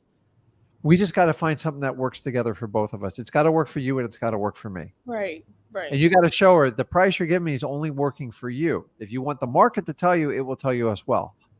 But either way, I like you. I want to connect with you. I don't think you should have any stress in life. And once she says, I don't want any stress tomorrow, she just got to realize the right price and move on with it. But by the way, when anyone ever tells you they have another offer, 9 times out of 10, they're lying to you. Mm-hmm. I do it too. Like it's So, just like, hey, I got another offer. Yeah, my offer is a cold iced tea next door that I'm going to drink as soon as I get off the phone with you. I didn't tell you what my offer was. And so many people are guilty. But the funny thing is the minute you hear an offer, what do? You're like, oh my God, I got to get an offer over right away. Here's what I say. Take it. Take it. yeah. I want you. Hey, Eloise, you deserve $400,000. I want to help you get it. What can we do to get you at that? You want me to call that guy? It's a great deal. And it's like, oh my God, what the hell are you doing? Like, why are you helping me out? Guys, when they tell you have another offer, tell them to take it every time. I'm just telling you, 9 times out of 10, it's a takeaway and it's a bluff. Yeah. And on a percentage basis, you will win. And you really throw them way off base. They're like, why would you want me to do that? Yeah. And they're never there. So a lot of times it's a postcard or somebody mailed them a letter. That's not an offer. That's a solicitation. So, yeah. What do I do? Okay, so say if she did accept the offer of like 200,000, right? And we got it into contract and everything. What would and we're doing like 10 cap, right? What would my wholesale fee be? Would I still calculate it the way that I calculated with you first of all, you got to find out what that house is really worth. Right. Okay. So start looking at your comps and start comparing apples to apples. She says it's a 4-plex. The property record says it's a 3-unit. And then you got to start looking at the comps next to it and see if they match up. Okay. I noticed the house is located in a very densely tight neighborhood. Right. So it shouldn't be hard to figure out if other houses are built like that. You can look at the age of the house and the square footage. That will usually point you in the right direction. By the way, this is 10 or 15 minutes. It's not 2 and 3 hours. You don't want to do this. Because honestly, I don't really think she's even that motivated. And that's where you're kind of stuck. So I wouldn't spend energy with it until she gets there. And guys, you can do this at the last minute. I once comped a property 4 years ahead of time. The motivation wasn't there. Guess what happens when I went to buy it after 4 years? When I went to do the comp, I was completely blown away. It was worth triple what it was. It doesn't matter. And at the time, the numbers didn't even work for me. But because I kept on it and the motivation just grew over time, they just decided one day, I can't deal with this anymore. and you're the only person that's like kind of dealt with us. So what can we do, Rick? I'm like, okay, well, let me look at everything again. Odds are, if you have to wait for the property, you're going to have to comp it 3 or 4 more times. So stop comping it. Just find out what the dang thing's worth. Find out if they're like-minded. If they're fourplex, if you're comparing a fourplex to a fourplex, great. If you're comparing a threeplex to basically single-family house, the same square footage, those are a little bit different. Okay. Most investors value a fourplex from the rents on it.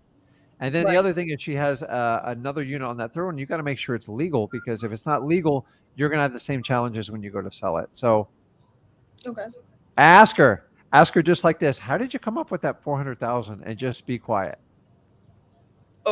So that's when you have your comps printed out and you're like, well, there's one 3 doors down.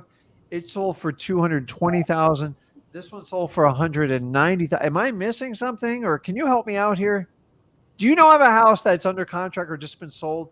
Because I might be able to give you more money, but like these numbers aren't adding up. And once she hears that 3 or 4 times, she's like, okay, well, then who treated me the nicest to get this done? Don't embarrass her. Remember, she's looking for convenience and she's looking for dignity. You can't insult her. You just go like, no. I always tell, I go, how'd you come up with that number? And I just shut up and I just smile with this goofy looking smile on my face, and I just see what they say. And they're going to say, my neighbor's a realtor and told me not to take anything less than 400,000 from you. I'm like, you know what? She's got a buyer. I'd go for it. And that's how I do all of them. Okay. You got it? You got games planned for the kids tonight? Yeah, we're all going to get on some Roblox and play hide and seek and eat some spaghetti. See, Zach used to love hide and seek. Oh Favorite my God. game. I used to have this. Guys, you gotta have fun. You gotta call in Sunday, because I'm doing Zach's show for like an hour and a half. But Zach used to be the kid, but I took him to. He's probably listening, so I tell him he's got to relax because he works so much. He's the type of kid that you took to the toy store. He just stare at like all the action figures. I mean, hours. Like, he's just like, I go, son, you got 5 minutes. Like, figure this out. He wanted to study. So it's funny because Zach came from a very analytical background. And I find it ironic that he's a full-fledged wholesaler now. Because wholesalers, they have to make quick decisions on the fly. And people that are very heavy analytical, they have a struggle being wholesaling. And I just kind of find it funny with like Zach doing that. See, I miss all that stuff, man. Your kids grow up so fast. So, like, enjoy it. I know it's a pain in the butt sometimes, but, like, I miss the kids running around with their heads cut off, screaming. I'm like a big kid, too. Their energy, you know how they say, like, you are who you surround yourself with? I'm around them all the time. So, I'm like a big kid. So, take that same energy when you do with wholesaling. Just try to help her out. I don't think she's overly motivated, so don't spend a lot of time on it. And then that's somebody you just check with every 30 days after the fact. Hey, just checking up on you. And then you keep an eye on the property, and then just go find another motivated seller. And if her motivation switches, you have a relationship with her, and it should work out well. That's it. It just takes time, man. Not everybody's going to swing the bat when they come up to the batter's box. Your job is to give them the right environment so they feel comfortable, like swinging and working with you on taking your offer. And sometimes when you give people time, because remember, most wholesalers run people over, and they immediately discount someone that won't sell them a property that day. I don't do that. And I get a lot of extra deals because I'm patient. And although I do want that contract, we all want it. But think about how many times you've moved or sold a property or had to move. It's a pain in the butt. And everybody has to go through it. And then honestly, when you get them to sign the contract, you'll go through the next journey. Get somebody who lived in a house 30, 40 years. You almost need therapy to get them out of there. You guys realize that, right? You have no idea. They're like, the tears, the crying, they want you to do shots with them, like crazy stuff. I'm like, man, I don't drink, but like, if a shot's going to get this deal done, I'll do it. And like, you kind of get to that point. Because if you ever moved, you know how challenging it is. It's not fun. It sucks. And so sometimes we have to push and coach them, and they're like, it's the hard. They said other than death, moving is the most stressful. Moving is, I think it's number 2. I think dentist is number 3, although I would move dentist up to number 2 if it was me, but that's just me. I do not like dentist. It's nothing. It's not like I don't like. I just don't like sticking tubes and crap in my mouth, especially needles. So, okay. All right. Shaquilla, let me know how it works out. I just know that she's motivated. I think the price is way off on it, and unless she changes, just go find another deal and then just stay in her limelight because that property ever moving for 400. Sorry. Okay. Okay. All right. Thank Okay. Go have fun. you. We'll do. See ya. Okay. Awesome. Okay. Roadrunner, you there? Yo. Going once, twice. I'll come back to you. Eric, you there?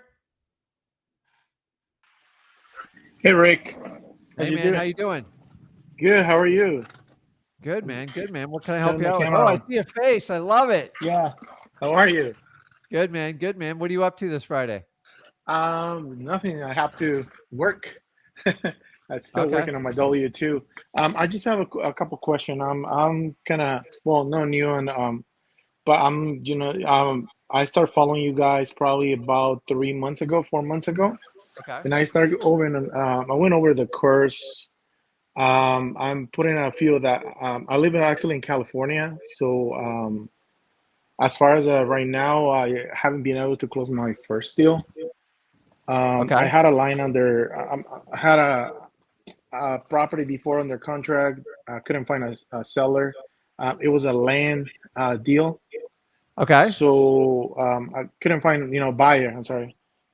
But for now, I'm just kind of follow on. I decided to go virtual because everything around me, it's like an $800, $600 price, like kind of medium price. Got it. So I just want to make sure that I'm following the right, I'm doing the right steps to be able to close that deal. I mean, I unfortunately I cannot do driving for dollars virtual, Okay. but I got some government list, like code violations. I got a few leads, but I only had like a $500 budget. So Okay. what will you recommend if I only have like a small budget, but you want to close your first deal? And with that amount, I have PropStream, which I've been having it for probably like 2 or 3 months. Okay. That's kind of like I was, because I work on, I have my 9 to 5, so it's sometimes it's hard to call in when I get home. It's already late East Coast time to Okay. do like virtual. So I was using texting instead, and I was doing text messaging. I was using ARIA reply. I got probably like 2 or 3 leads, but I don't. Am I doing everything right, or am I over spending money? Okay. What type of work is it you do, if you don't mind me asking? Working in retail. Okay. Yeah. So, what attracted you to wholesaling in the get-go? I mean, first, just getting a better opportunity for my family. Okay. Spending first, one, spending more time with them, Okay. and two, just creating a better life for them, and like, for myself. Okay. I think I deserve better. So I agree 100% with you. So, you always got to start with why you're doing something, because I'm here to tell you, this is not easy. I'm going to repeat this to everyone. I'm not selling you guys a course on how to make $1 million by doing nothing. Okay.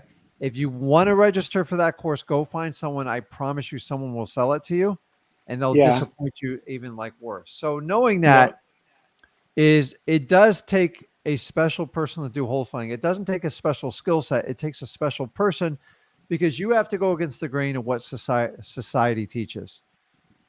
Get an education, get a good job, just follow the norm, don't question anything, and you'll have a decent life. I subscribe to this. Dude, it doesn't work. It doesn't even slightly work. And now with the times we are now with inflation and everything, it's reckless and it's dangerous. Okay. I grew up in a time where I could even still work an hourly job and afford an apartment. You can't do that anymore. It's like you got to have everybody working and doing it. So to me, I didn't wake up till I was 33 when I did this. So how old are you, Eric? I'm actually 43. Okay. So you're still a young man because you're much younger than I am. So you're almost 10 years behind me. So I don't care how old you are. You got plenty of wisdom, plenty of everything. You first of all, you have to pick your market you're going to be in. Okay. I always try to Yeah. get people to do locally, but like sometimes if you're in LA, New York City, Miami, there's like, I'm not here to have you struggle, especially if you only have a $500 budget. Okay. So what methods of marketing do you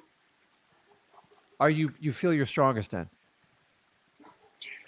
I mean, for now, I've been doing texting, but I just think I'm kind of spending more money than I'm supposed to.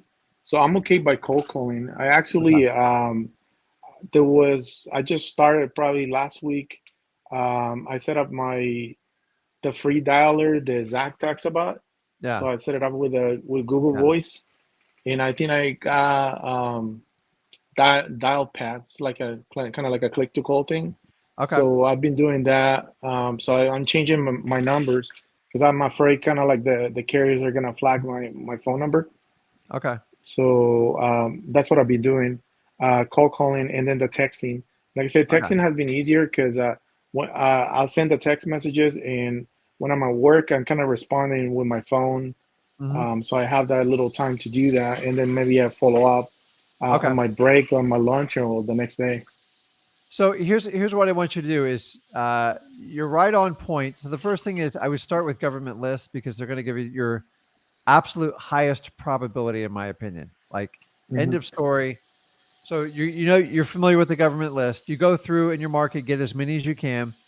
The idea is to skip trace them and cold call them. That is the fastest way to get a deal. And if you're on a limited budget and a limited time, in my opinion, it's kind of the only way because you don't have driving for dollars because you are virtual. I like the texting. The problem with the texting though is some people use it as a band-aid. It's much more scalable and you do have the luxury of flexing your time with it. The downside is at some point you have to convert them from text to phone. I've never ever, actually I did one deal via text and that was a fluke, but it was hundreds of thousands of text just to get that one. Okay. So understanding any type of text, you're going to have to convert it to a phone conversation anyways. That's why cold calling kind of streamlines it. Some people hate cold calling, but if you want the fastest way to connect with the seller without getting in your car, wasting all the gas, getting on a plane, driving in your car, the cold call is the fastest place because once you have them on the phone, you don't have to play the phone tag like you do on texting. So then they start texting you, and then you're trying to find out if they're serious. I got to tell you, when we did the text campaign, Zach used to drive me nuts. I go, just pick up the phone and call them. And we found out it was just easier to skip half the texting and just call the damn people because you waste so much time. And no one's going to sell you a house via text. The text is just to scale it and gauge people's response. You have to convert them. So in my opinion, cold calling is actually kind of easier. I'm just saying because by the time you text, you set up the software, you pay for it, you already skip trace the number. What if you just skip to trace the number and just call them? Like get it over with. That's how, whenever we need a deal real fast, that's how we did it. Now I have much longer forms, but I'm just trying to give you a quick snapshot of what needs to be done. And then you've got to go through a large volume and you just got to sort through the ones that don't have the motivation and narrow it down to the ones that have the motivation and just have conversations with those people. The more conversations you have, the higher your probability of doing it. You always have to focus on things that are actively moving you closer to a contract. Listen, I get it. You got a limited time schedule and I get it, but we all have 24 hours. You can't be calling people in the middle of the night and you can't call them early in the morning. So you're going to have to adapt that part of it. I can't fix that. I would just move much more quickly with text. The slightest interest, I'd just be calling them, man.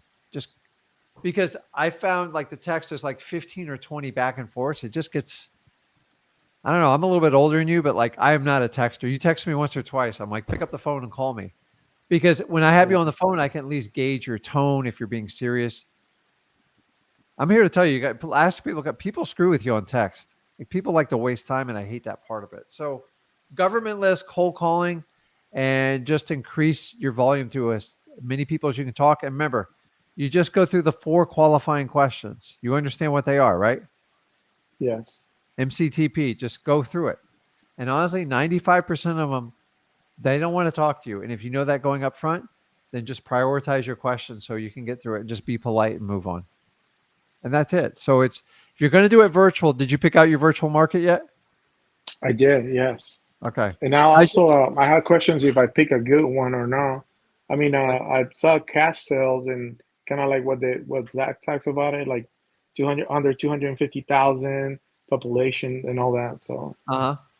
So yeah, so so that's remember when you decide to pick your market, hopefully you're using other people's intel that are active in that market. So because you don't waste money. Okay. So if I have a wholesaler that's having success and he has a cash buyers list and I'm on it and they keep popping up, then I'm just going to reverse engineer it and see what areas he's having success in. And then I'm going to go back and target it. Period. And like, don't overthink this. And then just go and then test it. Don't go all in the market. Test it a little bit. So if you're going to call 2,000 people, call 300 to see what happens. It's very interesting, Lo. Like I can go from one market to the next, and you can just feel the attitude change. It's like I don't know what they do up there, but like they're a really nice people. And let me tell you, in Florida, like there's some counties, man, people are brutal. Like it just to me, it's like one county over. It's that much of a difference. So like, yep, that's how it works. And so you'll find it out. And sometimes, a lot of people are like, well, what's the response rate on something like this? I'm like, listen, what's the attitude of these people? Do they want to sell houses or not? And a lot of times you'll find some markets moving a lot more fluid than others. The beauty of a virtual market is you can pick up and pivot. You're not married to make it work. Sometimes they just don't work. You don't have the right type of sellers. And once you understand that, so I always reverse engineer it and I test it. That way, if I pivot, it's not painful. A couple $100, move on to the next market. But if you find a couple deals and you did it in a small test batch, it's a really good sign, and you should go all in on that market and give it the full 2 or 3 months to see what's going on with it. Because then you got to figure out what you can sell stuff for. And that's a whole nother obstacle because you got to get familiar with the pricing in that market. And the only thing that's going to get you familiar with that is time and dealing with a lot of sellers. Make sense? okay, yes, So you makes just got to sense. kind of, I can't fix your schedule. You're going to just have to adapt and move to it. You have the same 24 hours, but I get it. You are a little bit limited on the cold calling because you can't do it late at night and you can't do it early in the morning. The rule of thumb is you should be cold calling, 9 a.m. to 7 p.m. Anything later than that, it gets a little risky. Yeah. So let me tell Absolutely. you, this business isn't I'll sexy, definitely guys. try. I'm gonna do that. I'll keep you guys informed. I mean, Yeah. Just have fun with it. It's just like honestly, it's not a huge brain powering thing. It's stressful because it hasn't worked yet, and that's what's causing you the anxiety. So we just got to go. The more people I get through, the sooner I am to getting hello? a contract. The more people say no is closer to the yes. 95 to 97% are going to say no, and if you accept that up front in cold calling, it's so much easier. Like nobody's giving me a yes. I go that you're going to get so few yeses. If you're looking and depending on a yes, you just need a few of them to talk to them. That's it. And then once you have them, your job is to guide them through and go through and then just keep doing it over and over again. And once you get established in the market, then you can bring some other tools to the chest. But you're on a limited budget, a limited amount of time. You've got to really precision focus that arrow on it. And if you can do the cold calling, I would definitely do that. Oh well, I will try in my free time. I mean, Okay. whatever text messages leads that I already sent, I'm gonna use those for calling Okay. because I mean there's landlines in there too. So You yeah, got it. absolutely. Thank you Okay, so much. bud. I do appreciate Okay. it. I'll talk to you. Okay. I got room for one more. Darren, you there? Yeah, can you hear me? Good, man. Let's go. What you got? Hey, I have a problem with running comps on 2 properties that I have. One is a very potential buyer, and then the other one I just talked to today about it. But the one is a duplex, and the other one's on a lake house that I just don't know how to Okay. comp. Well, pick which one you want to do and send it to me in the private. Okay, right there. Okay. Well, I just got to keep it all super secret and bottled up, don't I? Let's see. I'm going to screw this up with someone. I'm never going to hear the end of it.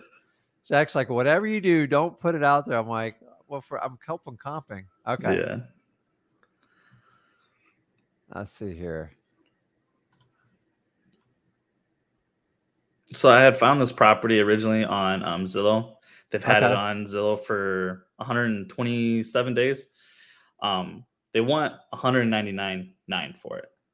Okay. And I actually went today to look at the property, and I took some pictures of it. Some pictures are on Zillow right now, It used to be a cottage that he actually added onto. He added like a big deck to it, but he made it into like a kind of like a 2-1, but he's counting the upstairs loft as a bedroom, so it's really still like a 1-1 technically in my eyes, I think. But he's stuck on this price because it has lake. It's not a lake front, but it does have lake access, and it has like an easement that is shared with a couple other lots around the neighborhood. Okay. And so, yeah, I didn't know how to comp. I had talked to 2 other cash buyers per se over Facebook and stuff, and one of them came and said that he would have to get the property at 60. The other dude said he would be in the range of 75. And how much does the guy want for it? He wants 199. Yeah, I mean, So yeah. What's his motivation for selling it? Well, they just bought a house, I think last November, December, around there. This house has been sitting empty since January, but they bought another house across the lake, like on a whole different side of the lake and stuff, because his wife is like a 3rd generation on the lake, I guess. Yeah. And he says that lake people are serious, man. Oh yeah, for sure, man. They don't play around about that stuff. They take pride in all that. But the way he was explaining is that he wanted to stay at the property and just fix it up, but then she wanted an actual lakefront property. So yeah, obviously happy wife, happy life. So they went and got the lakefront, and yeah, he says that he doesn't have time. He comes over from time and time again to like clean it up a little bit, but I mean, even himself, like the pictures that I took, I mean, it needs like a full rehab almost, or even like just like knock the whole thing down and either build something else on it. Dude, you're answering your own questions here. Yeah, I don't think there's motivation there, and I get it. It's not selling. And these numbers are like all over I mean, it's only 924 square feet. So there's only so much you can do on a little property like this, because the one thing that I like was looking at hardcore about is that like the house itself is 924, but the lot size was a lot bigger. It's like 16,000. So I just didn't know if that meant any value right there or not. So I don't know these local markets, but like even I'm even looking, like, it just depends if it's the right lot. Mm-hmm. But the problem, your numbers are like all over the board. Yeah. And these are one of the things is before you go down this rat nest, if there's no motivation, it's kind of a waste of time. Like, it's not an easy one to comp. I agree. I'm giving it to you like straight up. But I'm here to tell you is I wouldn't go through all this work. Wait a minute. Let me get back up here. Why can't I slide this over? There we go. I would just get down to the motivation. I mean, they've had it on the market how many days? 127. Dude, guys, all these people are coming home the roof soon. You know that, right? They're not going to sell these properties. They're looking for an idiot to buy it. Don't be that idiot. Wholesalers always find where the bottom is or close to it, but nobody else, they have no offers, no nothing. It's an oddball house. It's a 2-1, 924 square feet. I get it. It's on a premium lake property, but in my opinion, most people look at it like, let's just knock it down and put the house up of our dreams. Mm-hmm. What can I buy the lot for? And that's why people are telling you 40 to 60K. Right. Okay. Think about that. Like, do you really, it's like working on an old car, unless you have a physical connection to the car. Like when I was a kid in 1979, my neighbor had one of those beautiful Trans Ams, you know, with the bird on the hood and everything. And I was just like, I got to tell you, I thought it was the greatest thing I ever saw in my life. Like, to this day, you show me a 1970s Trans Am, I'm just like, I think they're just cool because it's not that the car was like, it was just cool during the time. There was nothing like it. So like, I would pay top dollar. It's like $75,000 to get that car restored in mint condition, and it'd take you a long time to do it. You'd have to find someone that wants this particular house to do it. Other than that, you just knock it down and just go to the dealership and get a new car. Like, it's just not going to work. Yeah. So you can stay with the follow-up, but this follow-up, they're over a year from even like considering it, selling it. They're so far off. It drives me nuts, guys, but these are in every market. You sit there, keep paying on it, and let the bills keep coming in. No one in their right mind is going to pay them for that property for that price, unless somebody has a personal connection. And honestly, 40 to 60,000 to knock that house down, put another house is still a big expense for people. So we get into like when you can't comp a property, like take the clue. It's usually a problem. And now all properties have a range, but keep in mind, you can't test that range out on the higher side. I'm like, listen, what would you take for this property? Like, what do you mean? I'm like, dude, it's 924 square feet. It's almost, it's 80 years old. Like, there's not a lot of demand for these types of properties anymore. Like, what can we do with it? It's so small. You can't do a second floor on it. You can't do all this other stuff. It would be cheaper and more cost effective to start all over. Mm-hmm. And sometimes you just got to tell them and hit them in their mouth and they get really upset with it. How long have they owned the house for? 20 years. Yeah. There you go. So it doesn't cost them much to keep. The tax is like $700-800, but it's not producing any money and nobody in the family wants to stay there. So I don't think it's a good deal and I don't think it's going to change. Mm-hmm. But the only thing that's going to change is time and circumstance, and then follow up with them like once every 3 months. I wouldn't even do every 30 days. Okay. And they probably initially go, well, we'll get 400 from it. Now they're down to 200. Dude, they're not even going to be in the ballpark till they get below like 100. Yeah. And like when they originally posted it back in, what was it? I think April at 214. There you go. Yeah. Guys, this is like watching. Did you ever watch, if you watch the old show of The Price is Right, yeah. they have this one where they guess the price and a yodeler goes up the hill. And if you guess too much, they fall off the end. This is it, dude. It's going to happen. Like these properties are not moving. They're going to give it away in the end. I just don't know how much for it and when. But like, you can't sit here and ride this thing all the way to the top. Just move on. Like, find something else. Like, it is what it is. These people are nuts. Like, we don't look for those types of properties when they have to sell. Like Shaquille was talking before. She goes, well, the lady's older. I'm like, I can tell you, man, I've had some old ladies like beat the crap out of me. Like, just because they're old doesn't mean they're stupid. So you have to find the motivation for people.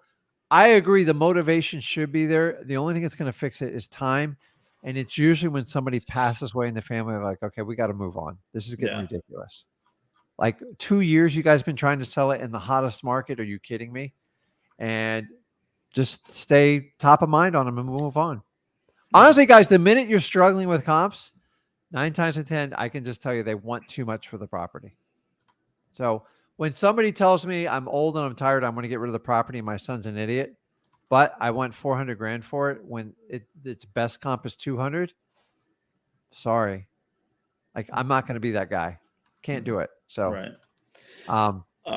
So the next property I have, I talked to this dude maybe about like 2 hours ago, and he has a duplex that he right now is just using for storage. Like, no, there's no tenants in it. My favorites. Yeah. So he's not using it at all. By the way, guys, this is real. People have houses and they just turn them into storage. I got 2 of them going on right now. I'm like, what do you mean just storage? They're like, yeah, we just use it for storage. I'm like, for like $200, you could put that whole thing in storage and you could rent the house for like $2,000.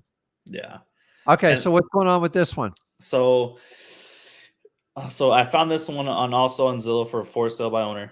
It's been on the market for 270 days. Ooh. He, on his thing, it says the duplex needs a total gut, can be grandfathered into 2 townhomes if full second story is added. When I was talking to this dude, he says that right now it's split directly down the middle, has an attic. He says that if you can get the permits to add a second story and stuff, he's talking a lot about like the potential of the property and what he would do. Yeah. But he like when I was asking him about like his tenants and stuff, he says no one's living in it. It's just a 1-1 on both sides right now with attic space up top that he says that he just bought. He has sitting for a while right now, and that if it doesn't sell, then he was just going to do it by himself. And I'm just like, and I'm like, well, 270 days, I think he would have made that decision. Yeah. How much does he want for it? On this Zillow ad, 165. Yeah, but it needs a total gut though, right? That's what he says. And like when I asked him about the pictures and stuff, he said that he can't really get updated pictures right now because of how much storage he's using. So I would have to like go down there and walk through the property. And where I'm at, it's like a 2-3 hour drive. I mean, I could do it. I would take the time, Yeah. but I mean, So the only thing is, like, whenever you hear people talk about the potential of the property, you're being sold, like, every time. Like, it's never going to happen, because how long does he own the property? It looks like he owned the property for like almost 9-10 years, right?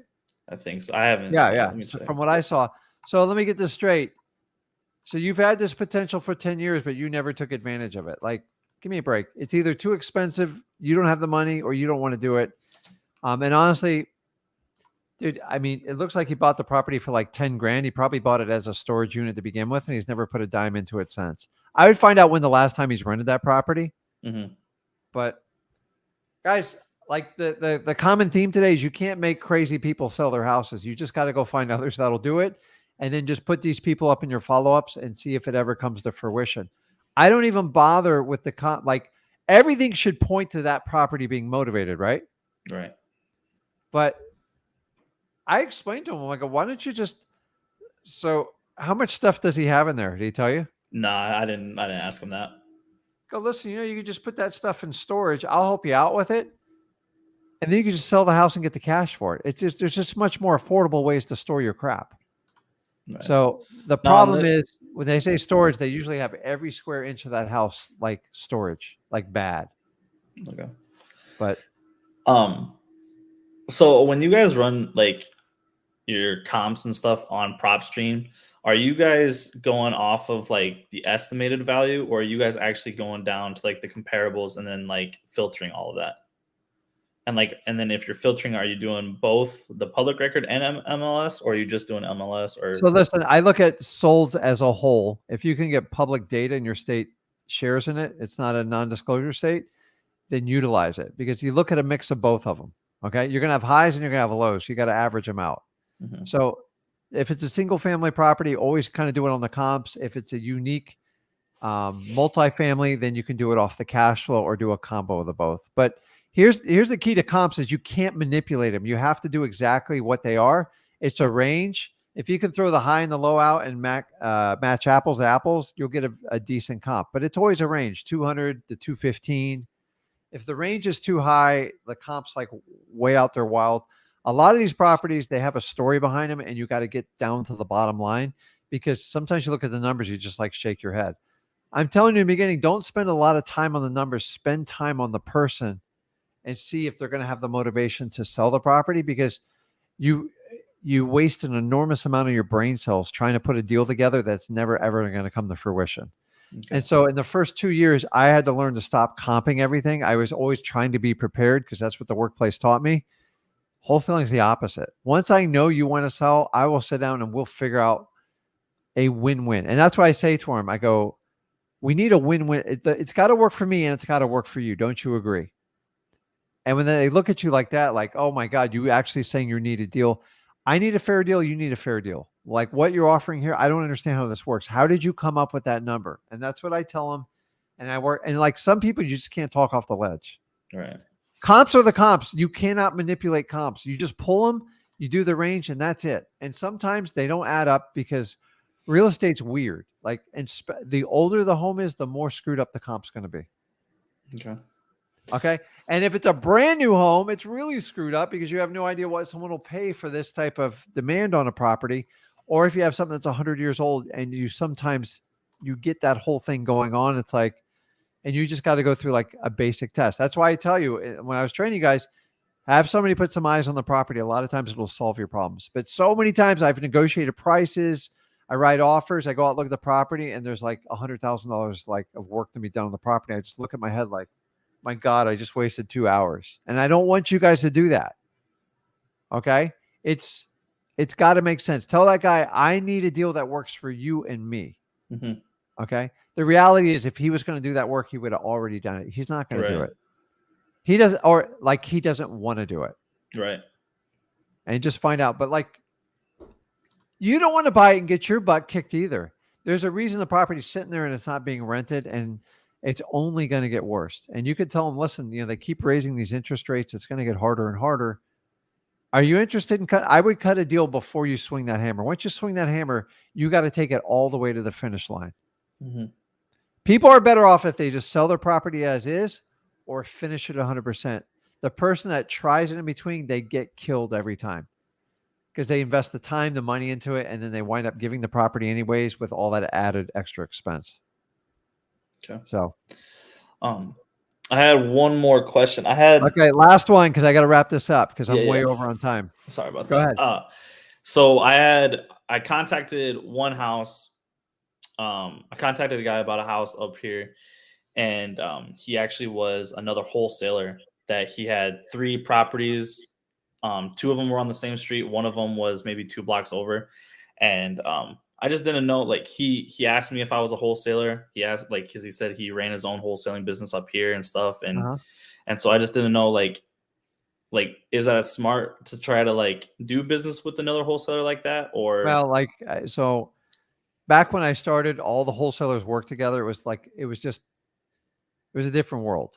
Right. I gotta say it's kind of changed. It's just everyone's not as friendly anymore. So when I'm talking to sellers, I never talk about a wholesaler because they don't understand what it is. Okay. When I'm talking to another wholesaler, you have nothing. You might as well just be honest. Like, just tell them. Like, who Yeah. cares? But the reality is, I would used to work with wholesalers that had a really good buyers list because they're like, I don't understand how you get these properties so cheap. I know what I'm looking for. I know the right list. I know how to talk to people. I don't have time for a cash buyers list. So my first year and a half, I relied on other wholesalers and they made a lot of money off me with it, but I was fine with it. I didn't have time. Honestly, it made me a really good wholesaler because all I did was concentrate on the sellers. Then when I had to learn the buyers, I had to get my balancing act together and it was challenging for me. So, but I gave away a lot of money, but people made a lot of money off me. Now I don't know. It's really hard to do business with other wholesalers. I'm just going to tell you how it is. Most people are looking to cut each other's throat. Everyone's kind of looking to run each other over. So just make sure if you're going to do business with a wholesaler, they bring a skill set opposite to what yours is, and they understand you're under a partnership. Okay. I have wholesalers to this day call me off that stupid piece of software that gets all the cash buyers' phone numbers, which is one of the worst ideas I've ever seen put out there. You guys don't use it because all we are is burning each other. There's a software out there that scrapes cash buyers list and gets investors to share it. The reality is you're giving it to that software company and they're just going to like, so I get hundreds of phone calls now because someone got a hold of my cell number. Anyways, where was I going with this? I got all over the board. I'm just saying it's like, if you're going to do a deal with a wholesaler, if you know them and you know their reputation, because a lot of them are really bad. I see complaints all the time on this. If you guys want to do business with someone that's on the flip with Rick or with my son or me, just make sure you vet them. Okay. And if I don't speak for any of these people, you got to be like your own person and stand up for yourself and go, listen, I get it. I got to vet people and I just don't want the horror stories. And that's what I get. The problem is if you get more than 2 wholesalers involved on a deal, other than like a big commercial deal, it's usually a disaster. Everyone's fighting to get paid and nobody wants to get the property sold. So if you do it, make sure you know them, make sure you got a bit of a background on them, and then enter into a JV agreement. It's very simple. You can get them anywhere. Well, this guy, he owns these properties. Okay. So it wouldn't be like a JV deal. Like he actually owns these properties and he rents them out right now. Okay. So yeah, I mean, listen, you can learn a lot from other people. Just understanding a lot of seasoned people will go to like these RIA meetings, these real estate investors, and they poach on new people. And they know it going into it and they make all sorts of promises and they don't come through on it. So no matter who you do business with, make sure you have clarity in where you're going with it. Mm-hmm. And if you're going, listen, I just want to learn more off you, like let them know the relationship up front, because I've seen a lot of relationships where you go find deals for people and you bring them to them and they go like this, thank you, I'll buy you lunch. I'm like, no. Yeah. I gave a wholesaler a $62,000 assignment fee off a deal I brought, and he paid me $500, and that's crazy. We do not speak to this day, and he is either. missing out. I'm like, you got to be kidding me. And you were just getting ready to lose the entire deal because your seller was so upset with you. And this that's is what shady. I did. So When you listen, you are correct on that software. It's just, I'm not going to say it. I don't promote softwares. I don't believe it. It's really bad. It doesn't do anything. It does not get you buyers. It's not going to help you flip your deals. And they ask for such an insane amount of money. You got to be a moron to do business with them. I'm sorry. So once they get the cash buyers, like if they get my information, my company's number, they put it in a database and they push it out to all the social media services. And then I have to change my phone number all the time. And for that reason, I will stand on a stick and make sure nobody uses that software. I feel that. They're just selling everybody out. And by the way, they're just going to sell it to another company and everyone makes money off of it except us little guys on the bottom where we're left whole in the bag. So if you guys use that software, as a wholesaler, you do not need it. It does. There's no way it can do what it says it can do. Sorry. Extremely expensive. It's like $50K plus. I don't know any software $50K can flip properties for you. And in the end, you still have to do the contracts, the paperwork. They're trying to sell you they're selling thousands. I'm just telling you, they have a very, very small user base. There's a reason they have to charge 50 grand for it. So don't use it. So, well, thank you. Okay, Darren, we'll talk, bud. Okay, guys, that's Friday night. Now, listen, I'm going to be on Sunday night at 10 p.m. Eastern. I'm filling in on the Zach Ginn YouTube channel. I don't know if it's on Flip with Rick or not, but I'll be on there and we're going to leave the topic wide open. So I'll come up with a topic. We'll have fun with it, but like maybe we just talk about Zach for like an hour and a half. I'm sure he'll love that. So if you guys want to know anything about him, but seriously, if you want to get on and do like one-on-ones, if I missed out on you, I apologize. I'll be on Sunday night at 10 p.m. Eastern. Guys, check me out on my YouTube channel, rickginn.com. I have unique comments, unique content on there. Also on my son's channel, Zach Ginn. I'll be on there Sunday night and we'll have a lot of fun. I can't wait to see what his channel is all about. But guys, check me out there. Go out and get the deals. Guys, remember, when doing your deals, remember the basic rules I've taught you today. Remember, you always have to seek motivation first. Don't waste your time comping properties you're not going to buy. And guys, go out there and get deals. Just put in the work, and I promise you will be rewarded.